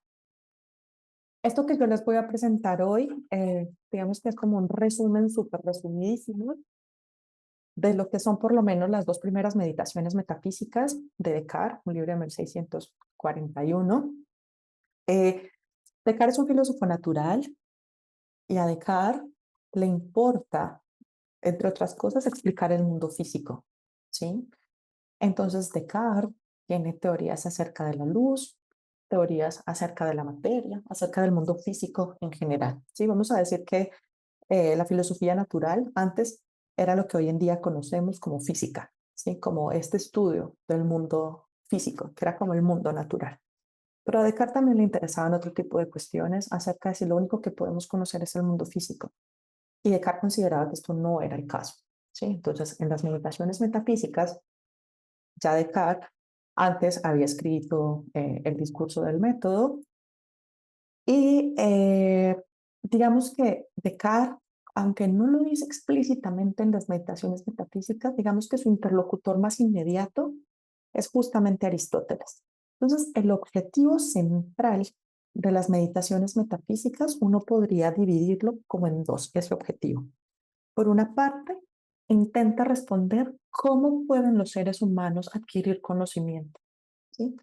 Pensemos que el problema del conocimiento es un problema tremendísimo, pero yo creo que sin entrar en controversias, todas y todos podríamos pensar que nosotros sabemos cosas, ¿sí? Decimos que que yo tengo conocimiento, por ejemplo, de dónde vivo, ¿sí? Y entonces la manera en la que yo expreso el conocimiento de dónde vivo es que yo sé que mi casa está en la dirección tal, ¿sí? Entonces, ese es el tipo de cosas que yo sé. Yo sé que Descartes escribió las meditaciones metafísicas, ¿sí? Yo sé que los triángulos son figuras geométricas que tienen 3 lados. Yo sé que el teorema de Pitágoras es correcto. Yo sé que florero es una palabra del español. Yo sé que correr es un verbo, ¿sí? Yo sé que existen matemáticas, la teoría de las categorías, ¿sí? O muchas teorías de categoría. Entonces, que existe un tipo de objeto matemático, es, que son las categorías, que son realmente funciones. Pero yo sé que existen funciones en matemáticas. Yo sé eso.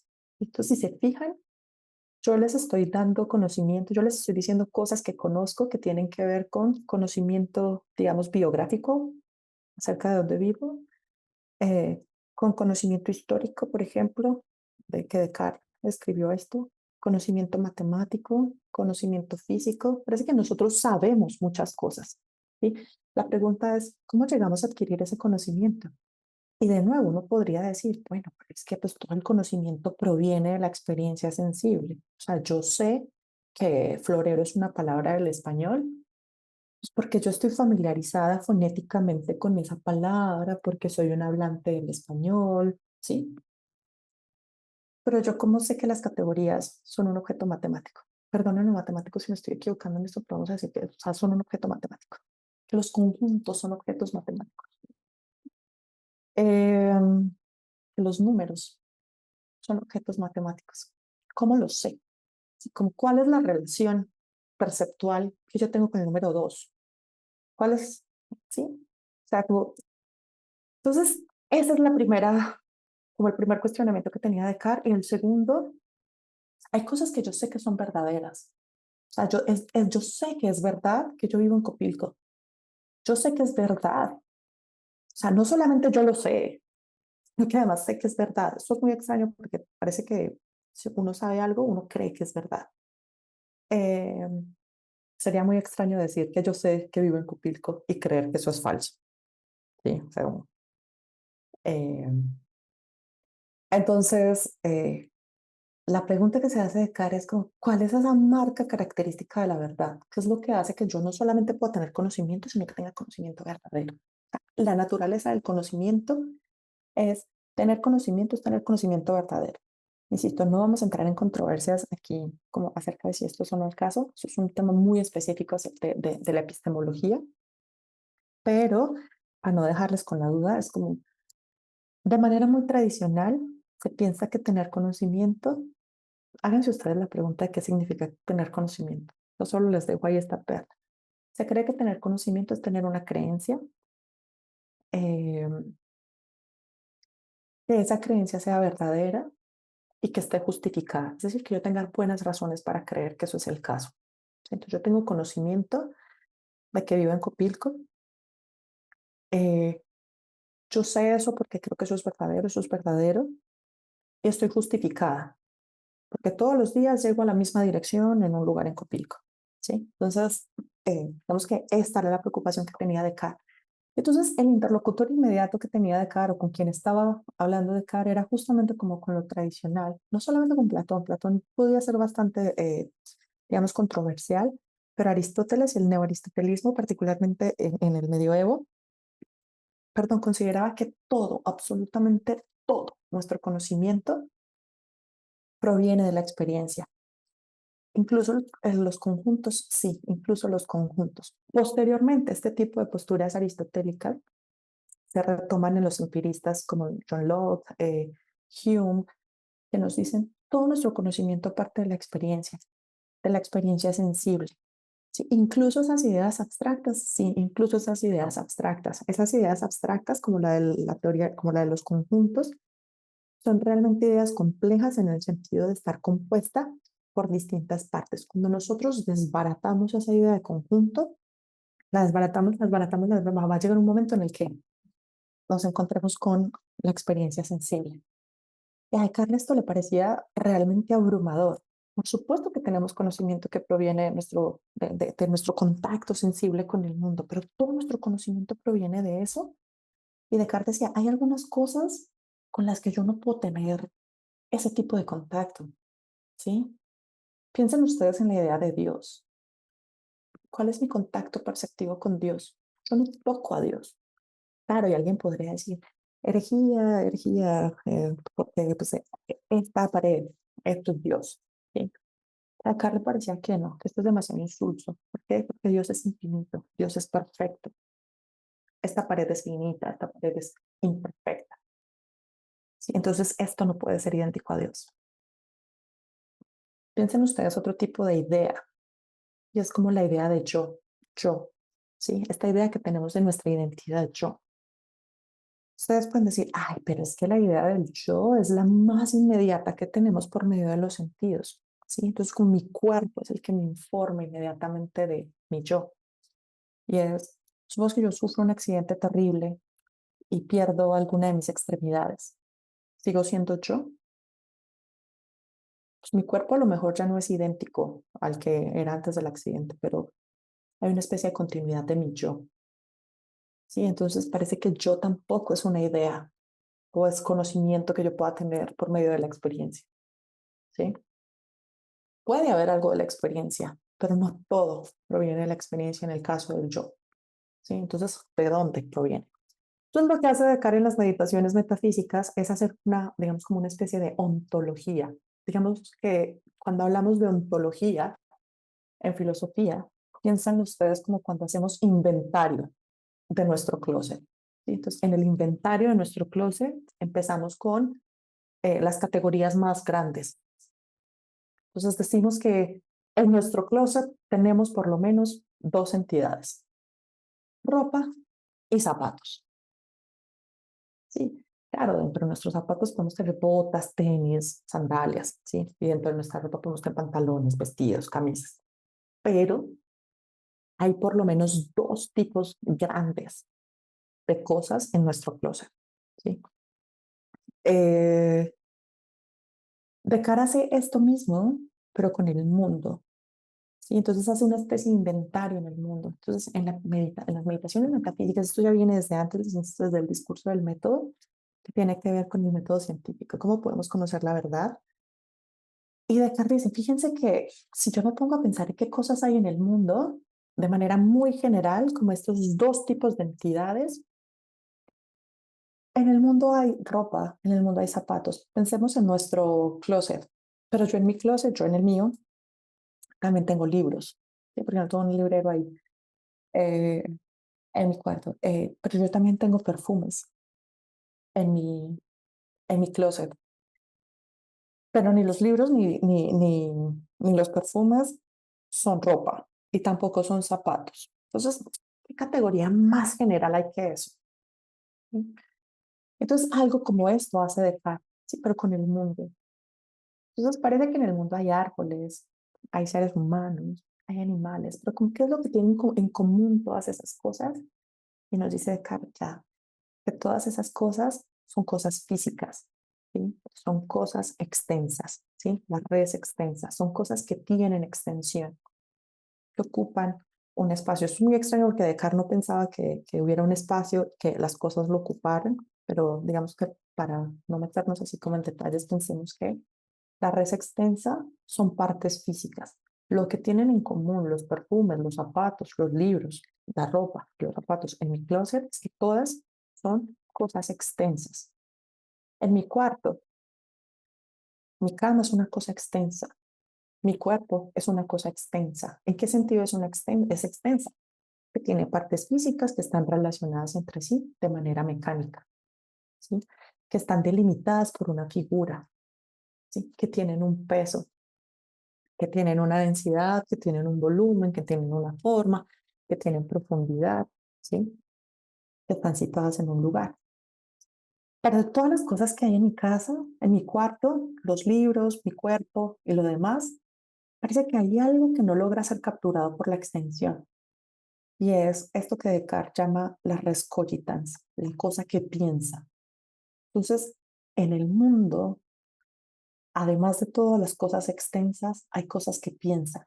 Entonces, vamos a decirlo así, como en el inventario de mi closet, mi cuarto, hay cosas físicas, pero también hay una cosa pensante. Si yo estoy ahí, yo esperaría ser una cosa pensante ahí.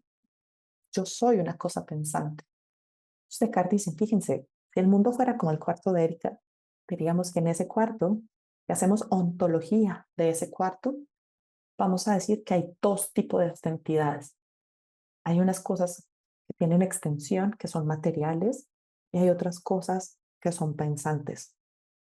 Los libros no son pensantes, pero Erika es pensante. Y Erika tiene también la particularidad de tener un cuerpo. Entonces, Erika es res extensa y res cogitans. ¿Sí? Erika es una cosa que tiene extensión en tanto que está compuesta por partes físicas, pero Erika también es una cosa pensante, ¿sí? En tanto que piensa. ¿Sí? Entonces, Descartes nos hace esta diferencia entre que hay cosas en el mundo que son cosas extensas y cosas pensantes y que tienen características distintas.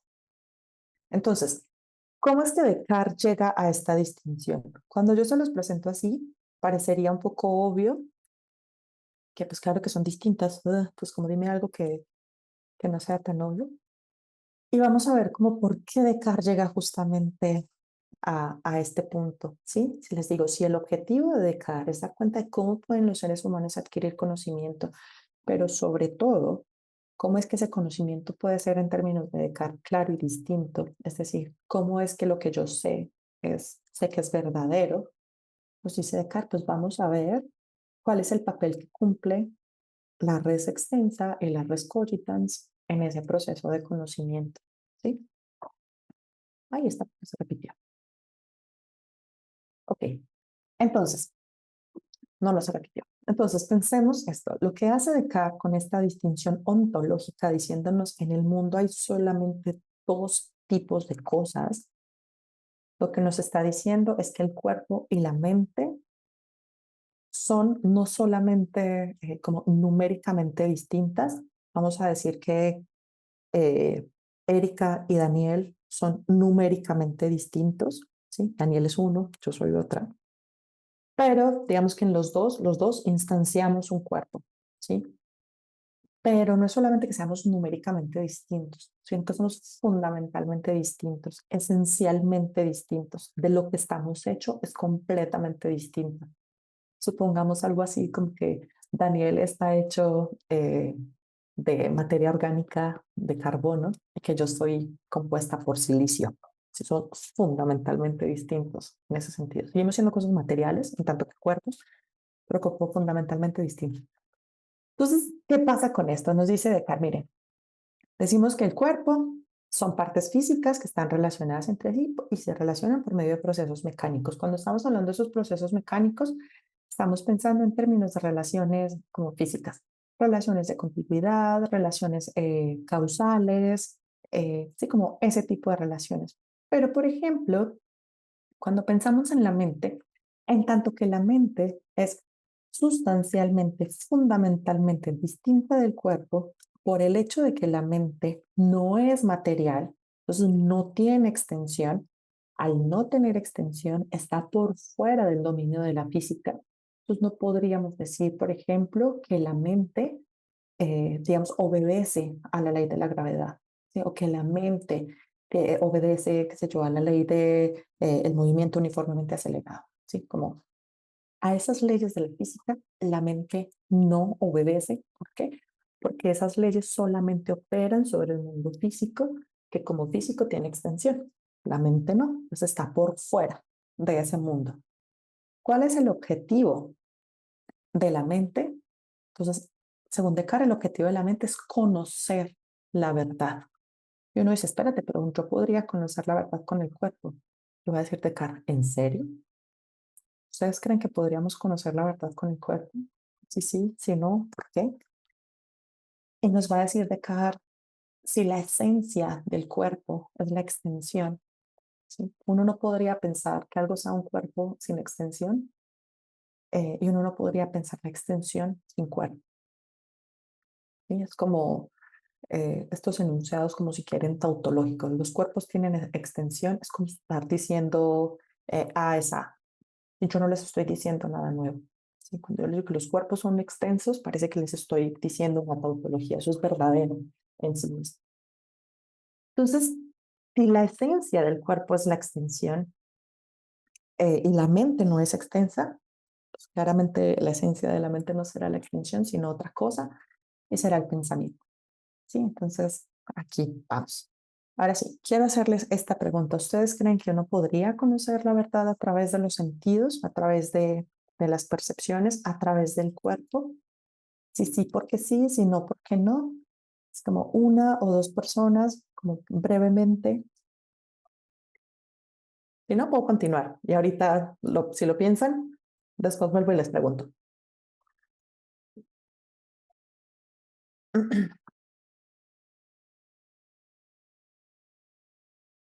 Ok, entonces movámonos hacia allá. Quédense pensando en eso. Piensen si nuestros sentidos nos engañan. Uno podría decir, y se me viene así como muy de bote pronto, por supuesto, Erika, que los sentidos nos engañan. Hace un ratito nos dijiste que el mundo desaparece si te quitas las gafas, y a veces incluso con ellas. Entonces, por supuesto que los sentidos te engañan. Tus ojos te pueden engañar, ¿sí? Y hacerte ver una bolsa como si de hecho fuera un perro. Y entonces, por supuesto que tus sentidos podrían errar, ¿sí? Como que uno podría pensar en principio eso. Hay alguien que podría decir, no, tus sentidos no te engañan eh, porque todo siendo normal, ¿sí? Es como, bueno, pues a Erika la engaña porque ya tiene ahí una ceguera tremenda.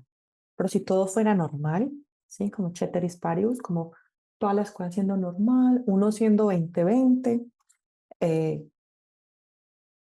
pues uno podría conocer la verdad. Entonces, a ella no es que sus ojos la engañen, lo que le engaña es la miopía y el astigmatismo que no dejan que sus ojos vean bien. Pero si ella viera bien, por supuesto que podría conocer cosas verdaderas con sus ojos. Entonces no es un problema de la visión como tal, es un problema de la visión de Erika en particular. No podría como al menos tomar como estas dos opciones. Entonces fíjense ustedes lo que nos dice Descartes.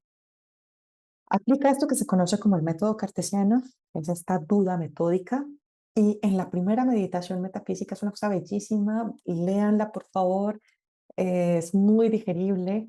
A mí me gusta mucho porque no se me hace como experimentar de alguna manera como toda la angustia existencial que está teniendo Descartes cuando nos habla de las cosas que se pueden poner en duda. Entonces, Descartes parte del siguiente presupuesto y es, como les mencionaba, parece que nosotros,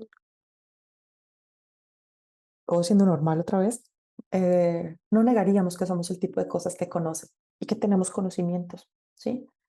Cada quien diría como, oye, tú tienes conocimiento de un montón de cosas, ¿no? Y yo, sí, pues yo sé muchas cosas. Hay otras cosas que no las sé, pero hay algunas que sí las sé, ¿sí? Por ejemplo, sé cómo calentar agua en el microondas, ¿sí?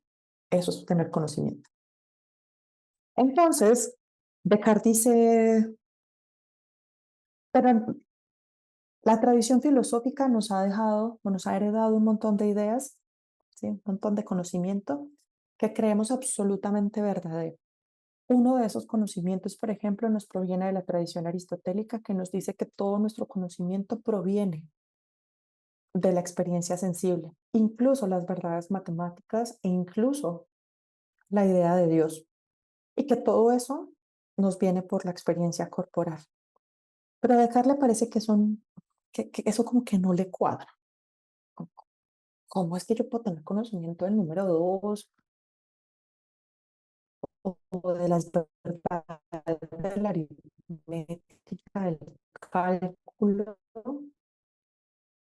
por la experiencia sensible? Parece que inestable. ¿Me escuchan bien?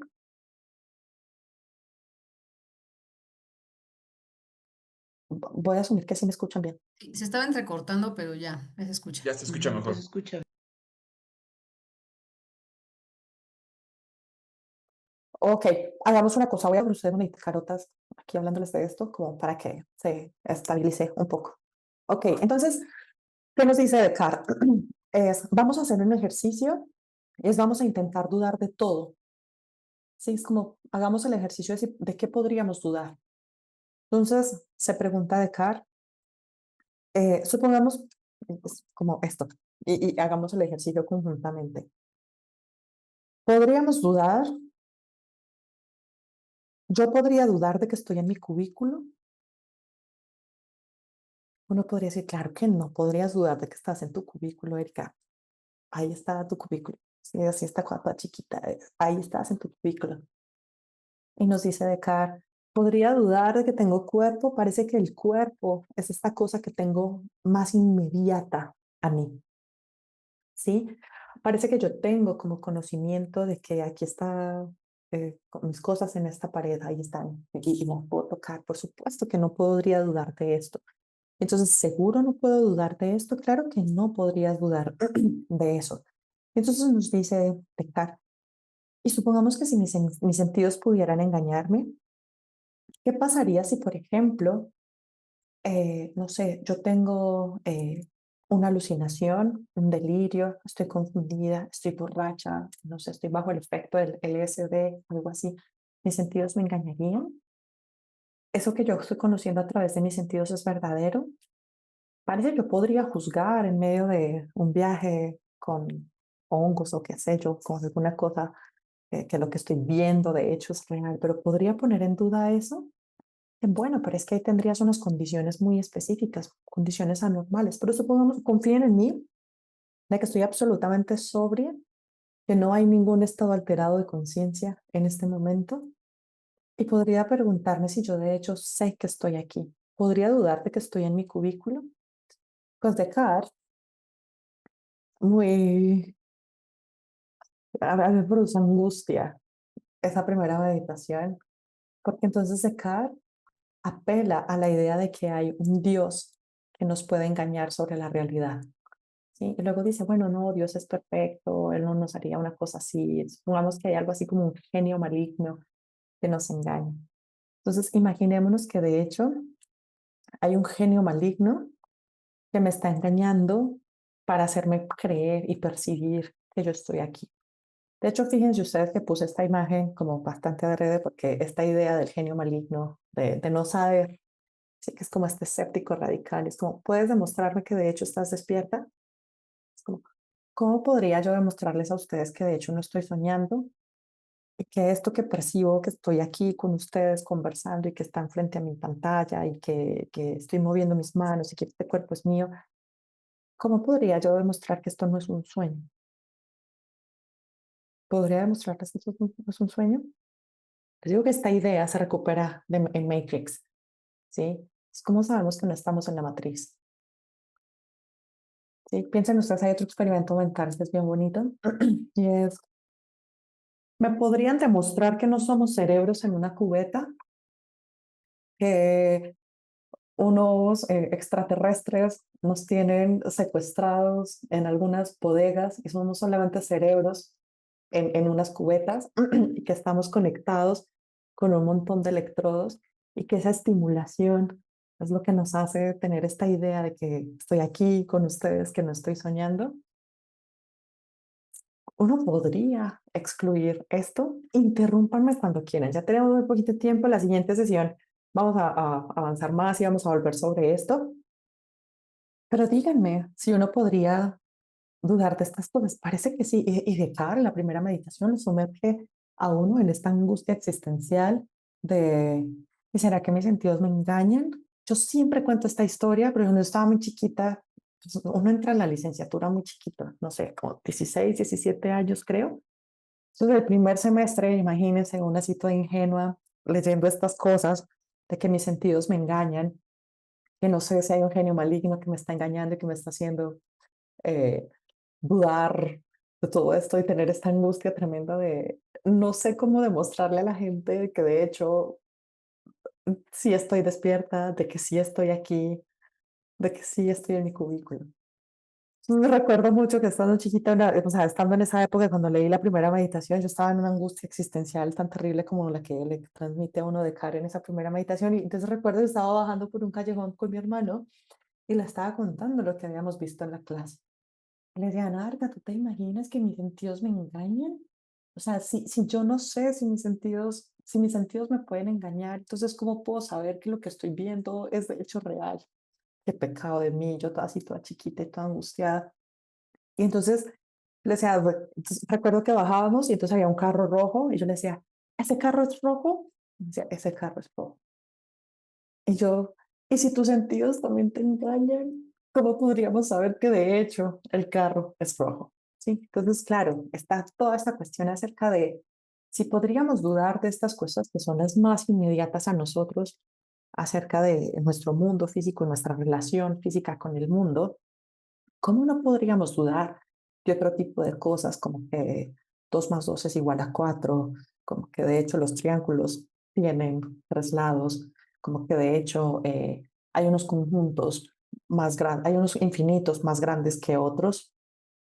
¿Cómo no podríamos dudar de eso? Entonces es muy tremendo porque Descartes está preguntando como cuál es el fundamento de la verdad de las cosas que conocemos. Damos por sentado que conocemos cosas. Yo sé que esta cartera es roja, pero ¿cómo sé que esto es verdadero? Si mi relación con esto es una relación que se da a través del cuerpo, a través de mis sentidos, y podría ser el caso que mis sentidos me engañen, porque no podría demostrarles a ustedes en este momento que no estoy soñando, o que no estoy en la matriz, o que no soy un cerebro en una cubeta, ¿sí? Entonces, después de instalarnos esto, tenemos como esta duda fundamental. Descartes se hace esta pregunta ¿de qué no podríamos dudar? Entonces ahora yo les devuelvo la pregunta a ustedes. ¿De qué no podríamos dudar? ¿Creen que habría algo de lo que no podríamos dudar? ¿Se les ocurre algo? De pensar, Ok. ¿Qué más? ¿Por qué crees eso?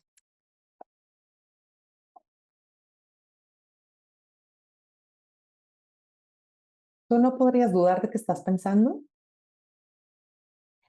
de lo que estoy pensando, sí, pero de la acción, pues está, creo que, y bueno, podría ser que podríamos dudar también. Ok, interesante, Lourdes. ¿Alguien más? ¿De qué no podríamos dudar? ¿Ustedes creen que habría algo de lo que no se podría dudar? ¿Por qué esto es importante? Porque fíjense ustedes que si lo que le importa de Descartes es dar cuenta de qué es lo que permite que los seres humanos no solamente tengan conocimiento, eso lo damos por hecho, sino que conozcamos la verdad. Esa respuesta va a estar relacionada con aquello de lo que no se puede dudar, porque necesitamos como dentro de nuestra empresa de conocimiento, como dentro de nuestro edificio del conocimiento, esa base sólida, que sea de aquello de lo que no se pueda dudar para que sobre esa base se pueda construir, ¿sí? Lourdes dice, bueno, parece que no puedo dudar del pensamiento. Podría dudar de lo que estoy pensando, pero de que estoy pensando tal vez no. O quién sabe, a lo mejor también puedo dudar de esto, ¿sí? ¿Alguien más tiene como alguna idea? Gracias, Lourdes. De respirar, de que estoy respirando. Ana, Sí, te escucho muy bajito. ¿Soy yo o no sé, ¿ya me escuchas mejor? alguien que me diga cómo se escucha a Ana? Se oye Se lejano, un oye poco lejano. ¿Te lejos. escuche? Ah, ok, sí. Es que yo tengo como varios problemas técnicos, entonces a ver, necesito así como feedback también de ustedes para saber. Ana, te escuchamos muy bajito, yo te escucho muy bajito. Bueno, yo decía Ah, que ya te escuchas bien. yo Adelante. no puedo dudar de que estoy respirando, por ejemplo. Y si yo soy un cerebro en una cubeta, parece que respirar es una función de mi cuerpo. Y en el caso del cerebro en la cubeta, no habría cuerpo, habría un cerebro. Pero vamos a dejarlo en funciones biológicas. Lo que pasa es que esto es bien interesante, pero no sé, ahora que se los sigo, que se los vuelvo a presentar, digo, wow, es que esto es, bueno, no sé, a mí me parece como muy interesante saber como, híjole, ¿de qué puedo dudar? ¿De qué no podría dudar? ¿Sí? Eh, ok, Ana, gracias. ¿Alguien más? Candidatos del tipo de cosa de la que no podríamos dudar. Algo que uno dice, híjole, Eso sería muy raro que lo pusiéramos en duda. Pues es que prácticamente se puede dudar de todo. O sea, no hay algo que no se pueda dudar. Ay, ahí les va el spoiler. Descartes creía que sí hay al menos una cosa de la que uno no puede dudar. Y sobre eso va a construir todo. Entonces, vamos para allá. Entonces, nos dice Descartes, recuerden ustedes, tenemos esta duda fundamental. Descartes hace el inventario del mundo, nos dice hay cosas extensas, hay cosas pensantes.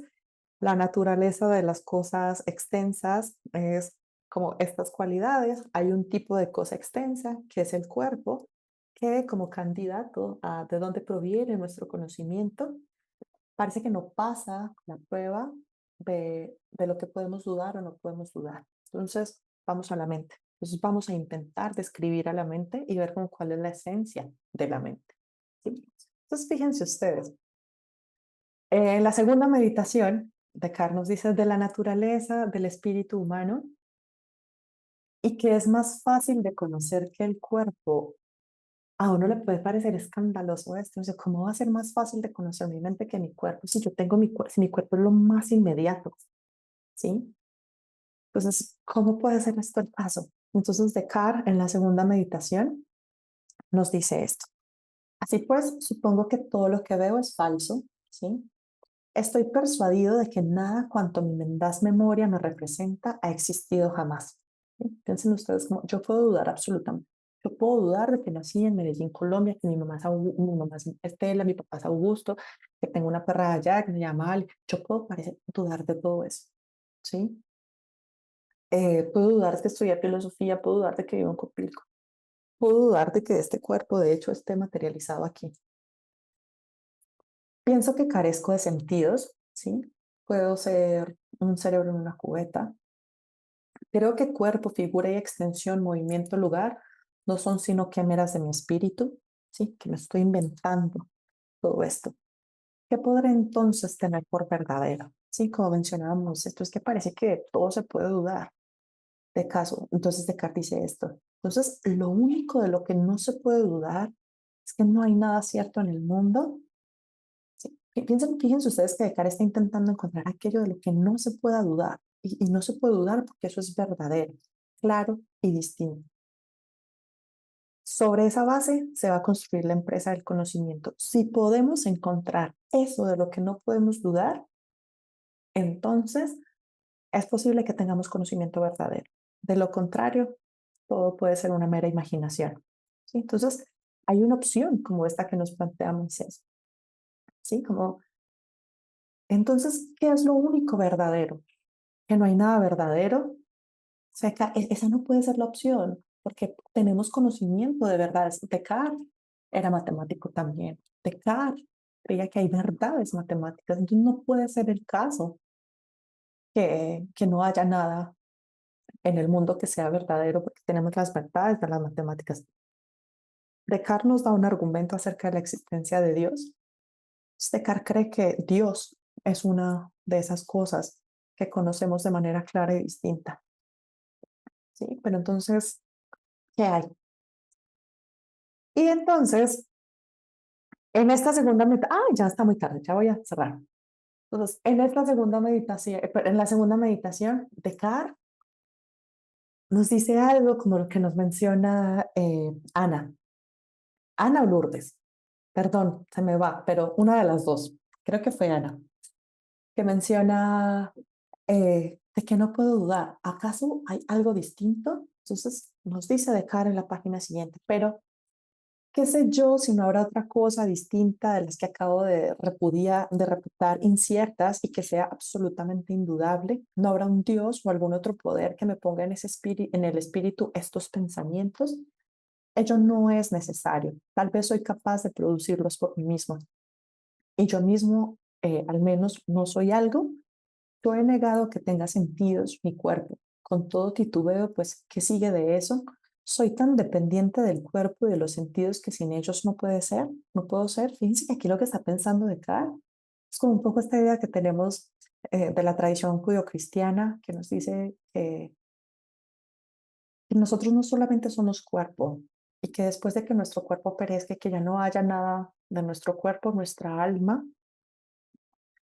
sigue, ¿sí? Entonces por eso es que se va a poder reencontrar si somos buenos, solo si somos buenos nos vamos a poder encontrar en el paraíso con Dios, ¿sí? O quienes creen, por ejemplo, en la reencarnación tendrían que compartirían como este tipo de cosas. ¿Sí? Entonces yo he negado que yo tenga sentido en mi cuerpo con todo titubeo, pues que sigue de eso, soy tan dependiente del cuerpo y de los sentidos que sin ellos no puede ser, no puedo ser.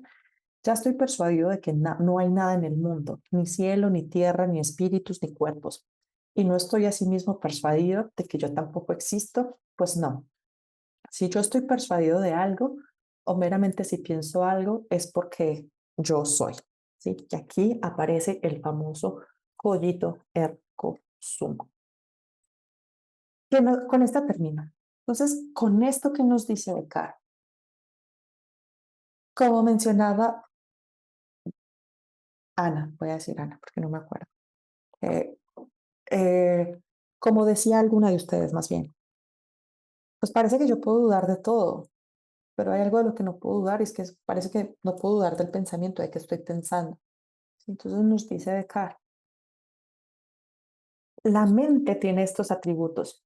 Su esencia es el pensamiento. ¿Sí? Cuando pensamos en mente, pensamos en pensamiento. ¿Qué es la mente? Una cosa que piensa. Y claro, cuando hablamos de pensamiento, realmente Descartes no está pensando solamente, digamos, como en este parloteo mental, sino que el pensamiento, digamos, como que formas del pensamiento son creer, dudar, desear, esperar, ¿sí? Conocer. Entonces, lo que nos dice Descartes acerca de esto es, nosotros podemos dudar de que estamos acá, de que tenemos cuerpo, de que estoy en mi cubículo, de que estoy dando esta clase, de que nací donde nací, de todo puedo dudar, pero hay una cosa de la que no puedo dudar, y es que estoy dudando. Ahora mismo yo estoy dudando, y dudar es una actividad de pensamiento.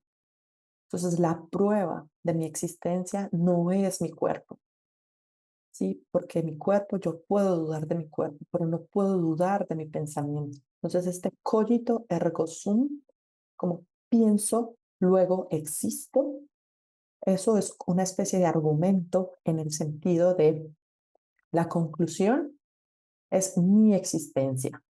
¿Cuál es la premisa de ese argumento? Yo pienso. Si yo pienso, yo existo. ¿Por qué? Porque de eso yo no puedo dudar. No puedo dudar de que estoy pensando. Y si yo misma estoy pensando, entonces existo. Entonces, como, ¿cuál es la naturaleza de la mente? La naturaleza de la mente es estas actividades: pensar, dudar, imaginar, recordar. Entonces, como mencionaba alguien, yo puedo dudar del contenido intencional de mis pensamientos. Yo puedo dudar de que nací en Medellín. Pero sería muy extraño que en este momento que yo estoy teniendo esta reflexión, yo dude de que estoy dudando. Yo puedo dudar de que yo creo que vivo en Copilco, pero parece muy extraño pensar que yo en este momento estoy dudando de que esa creencia es el caso. Entonces, ¿qué nos dice Descartes? La mente es una cosa que piensa, que razona, que duda, que cree. Entonces, ¿cuál es la esencia del pensamiento? Perdón, la esencia de la mente, el pensamiento. Lo voy a dejar hasta acá, voy a dejar de compartir pantalla. Nos quedan 3 minutitos. Les quiero escuchar dudas, preguntas, comentarios, angustias. Angustias, me encantan las angustias. Entonces, no sé si alguien quiera compartirnos algo acerca de lo que hemos visto hasta ahora. Lalo, díganme también si es claro o no es claro, si estoy yendo muy rápido, si necesito, porque también eso es importante. Lalo, adelante. Pues me parece muy, muy interesante, pues esta reflexión que hace Descartes, o sea, ahorita conforme íbamos, o lo ibas leyendo, o sea, me emocionaba, o sea, de repente, o sea, cómo él se pone en esta, pues casi que encrucijada, ¿no? O sea, como de decir, bueno, vamos a dudar de todo, de todo, de todo, hasta como llegar a las últimas consecuencias, ¿no? Entonces, en ese sentido, se me hace como muy emocionante que en 1600, pues alguien así se haya atrevido a hacerlo, ¿no? O sea, o sea, con todas las, el dogma, ¿no? Que existía en esa época y con todas las revoluciones que también hubo en esa época, pues se haya atrevido a hacerlo. O sea, eso en ese sentido se me hace muy, pues muy emocionante, muy admirable de su parte, de Descartes, que lo haya hecho. Y pues ya puesto, o sea, porque uno escucha la frase, ¿no? Esta famosísima frase de Cogito ergo sum, pienso, luego existo. pienso, por lo Ajá. tanto existo, uno la oye y hasta se vuelve como, pues una frase como de Instagram, ¿no? Parece, a veces, ¿no?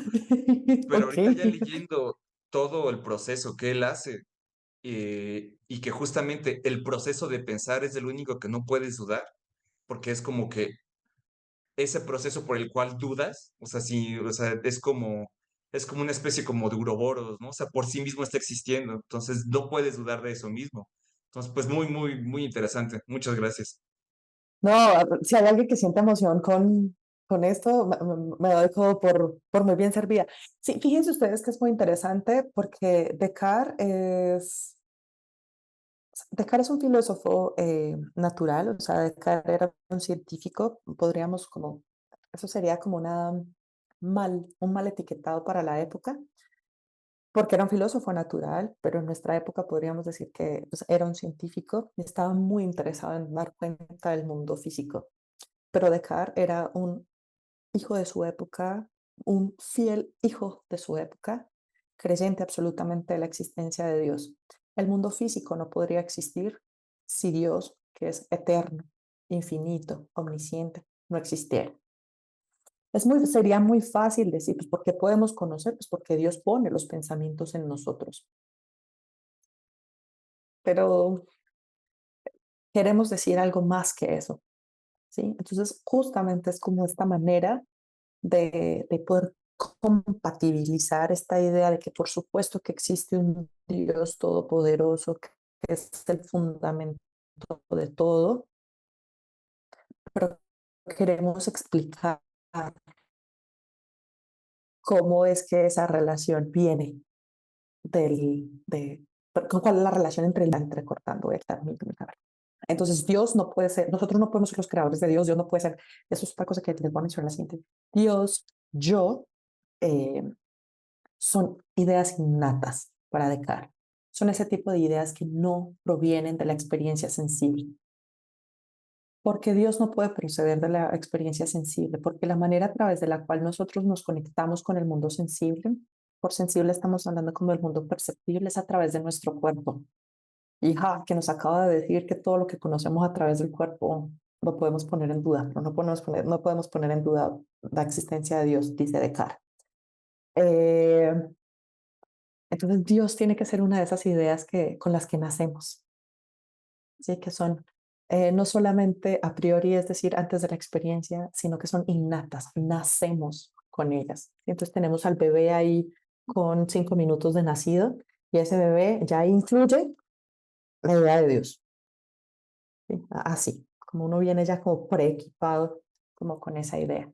Entonces, veremos un poco más de esto acerca también de las motivaciones que tiene Descartes para defender esto. Lalo, mil gracias. ¿Alguien más para que nos vayamos? Perdón, Moisés, y se dará cuenta que yo siempre me excedo, es que hablo un montón, intento cortarlas, pero no, entonces 3 minutitos más, pensando que empezamos 3 minutitos más tarde. Lourdes, que te vaya muy bien. Gracias por estar aquí. Nos vemos la próxima semana. Entonces, ¿alguien más nos quiere Gracias. compartir sus apreciaciones, comentarios, dudas? Bueno, yo sí tengo algo, pero yo creo que lo dejamos para la Moisés, siguiente adelante. semana para poder ampliarlo un poquito más, porque sí el planteamiento es así un poco em, no largo, pero pues como que va a quedar abierto, ¿no? Entonces mejor así.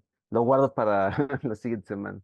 Me parece perfecto. Igual la siguiente semana vamos a volver sobre esto. Vamos a terminar de ver cómo se configura el problema mente-cuerpo. Porque de cara es muy persuasivo. Uno puede decir, "Ah, tal vez sí". Pero después cuando vemos los problemas que eso dice, ay no, mejor no. Entonces, tiene que haber otra manera. Entonces, vamos a ver cómo se termina, cómo de configurar esto. Y comenzamos con el tema que ha muerto por un montón de siglos, por como 3 siglos, del 17 al 20, y en el 20, pues no muerto en el sentido de que nadie más, no, pero era como, eso está muy difícil de resolver, no sabemos eso, supongamos que existe el alma, que existe la mente, que conocemos, no nos preguntemos si es distinta del cuerpo ni cómo se relaciona, y sigamos hasta que llega en 1960 Gilbert Ryle a decir, a ver, esto necesitamos resolverlo. Y entonces no podemos quedarnos como con lo que nos vendió Descartes y hacernos los de la vista ciega y decir eh, así. Entonces vamos a poner en orden como esta guachapita y vamos a entrar a intentar resolver este problema. Axa, adelante. A mí me parece curioso justamente que me ponga en duda todo, absolutamente todo, pero no a Dios. Nos explicas que es porque, bueno, es un hijo de su época, pero suena como incongruente. Bueno, a mí me suena incongruente. De hecho, nosotros no vamos a entrar en esto, pero vaya, lean esas 2 meditaciones, esa, la quinta y la séptima también, porque Descartes nos da un argumento de la existencia de Dios. Se llama el argumento ontológico de la existencia de Dios, que básicamente nos dice que tenemos la idea de Dios, ¿sí? Tenemos la idea de Dios. Parece que tenemos la idea de Dios, partimos de eso, tenemos la idea de Dios. ¿Y qué asociamos con Dios? Perfección, infinitud, ¿sí? Pero ¿cómo es posible que tengamos esa idea? Esa idea no puede ser creada por nosotros porque el efecto no puede tener unas propiedades distintas de la causa. Supongamos que nosotros causamos, generamos la idea de Dios. Entonces, ¿cuál es la idea de Dios? De un ser todopoderoso, infinito, perfecto. Pero el creador de esa idea somos finitos porque nos morimos, somos imperfectos porque somos imperfectos. ¿Cómo nosotros que somos finitos e imperfectos podemos crear una idea de algo que es perfecto e infinito? No podría. Dios existe. ¿Sí? Existe con independencia de nosotros. Entonces, claro, ese argumento tiene todos los problemas del mundo, pero este es un poco la idea que nos da Descartes. ¿Sí? Entonces, bueno, muchísimas gracias por estar aquí. Somos poquitos, pero muchísimas gracias por haber elegido este seminario. Yo espero que lo disfrutemos. Gracias por sus participaciones. En el Canvas están las lecturas. Si tienen acceso, genial. Si no, manden un mensajito al centro para que les dé el acceso. Yo voy a actualizarlo porque si sigue siendo el mismo, es probable que ustedes se encuentren con las presentaciones de seminarios pasados, pero aunque yo lo he dado muchas veces, nunca es el mismo. Entonces yo modifico las cosas, leo más cosas, se me ocurren otros ejemplos, entonces le echo un vistazo. Cuídense mucho, tengan una muy bonita noche y nos vemos en 8 días. Gracias. Buenas noches. Muchísimas Igualmente, bye. gracias. Gracias. Buenas noches. Bye. Bye a Hasta todos. luego. Gracias. Bye.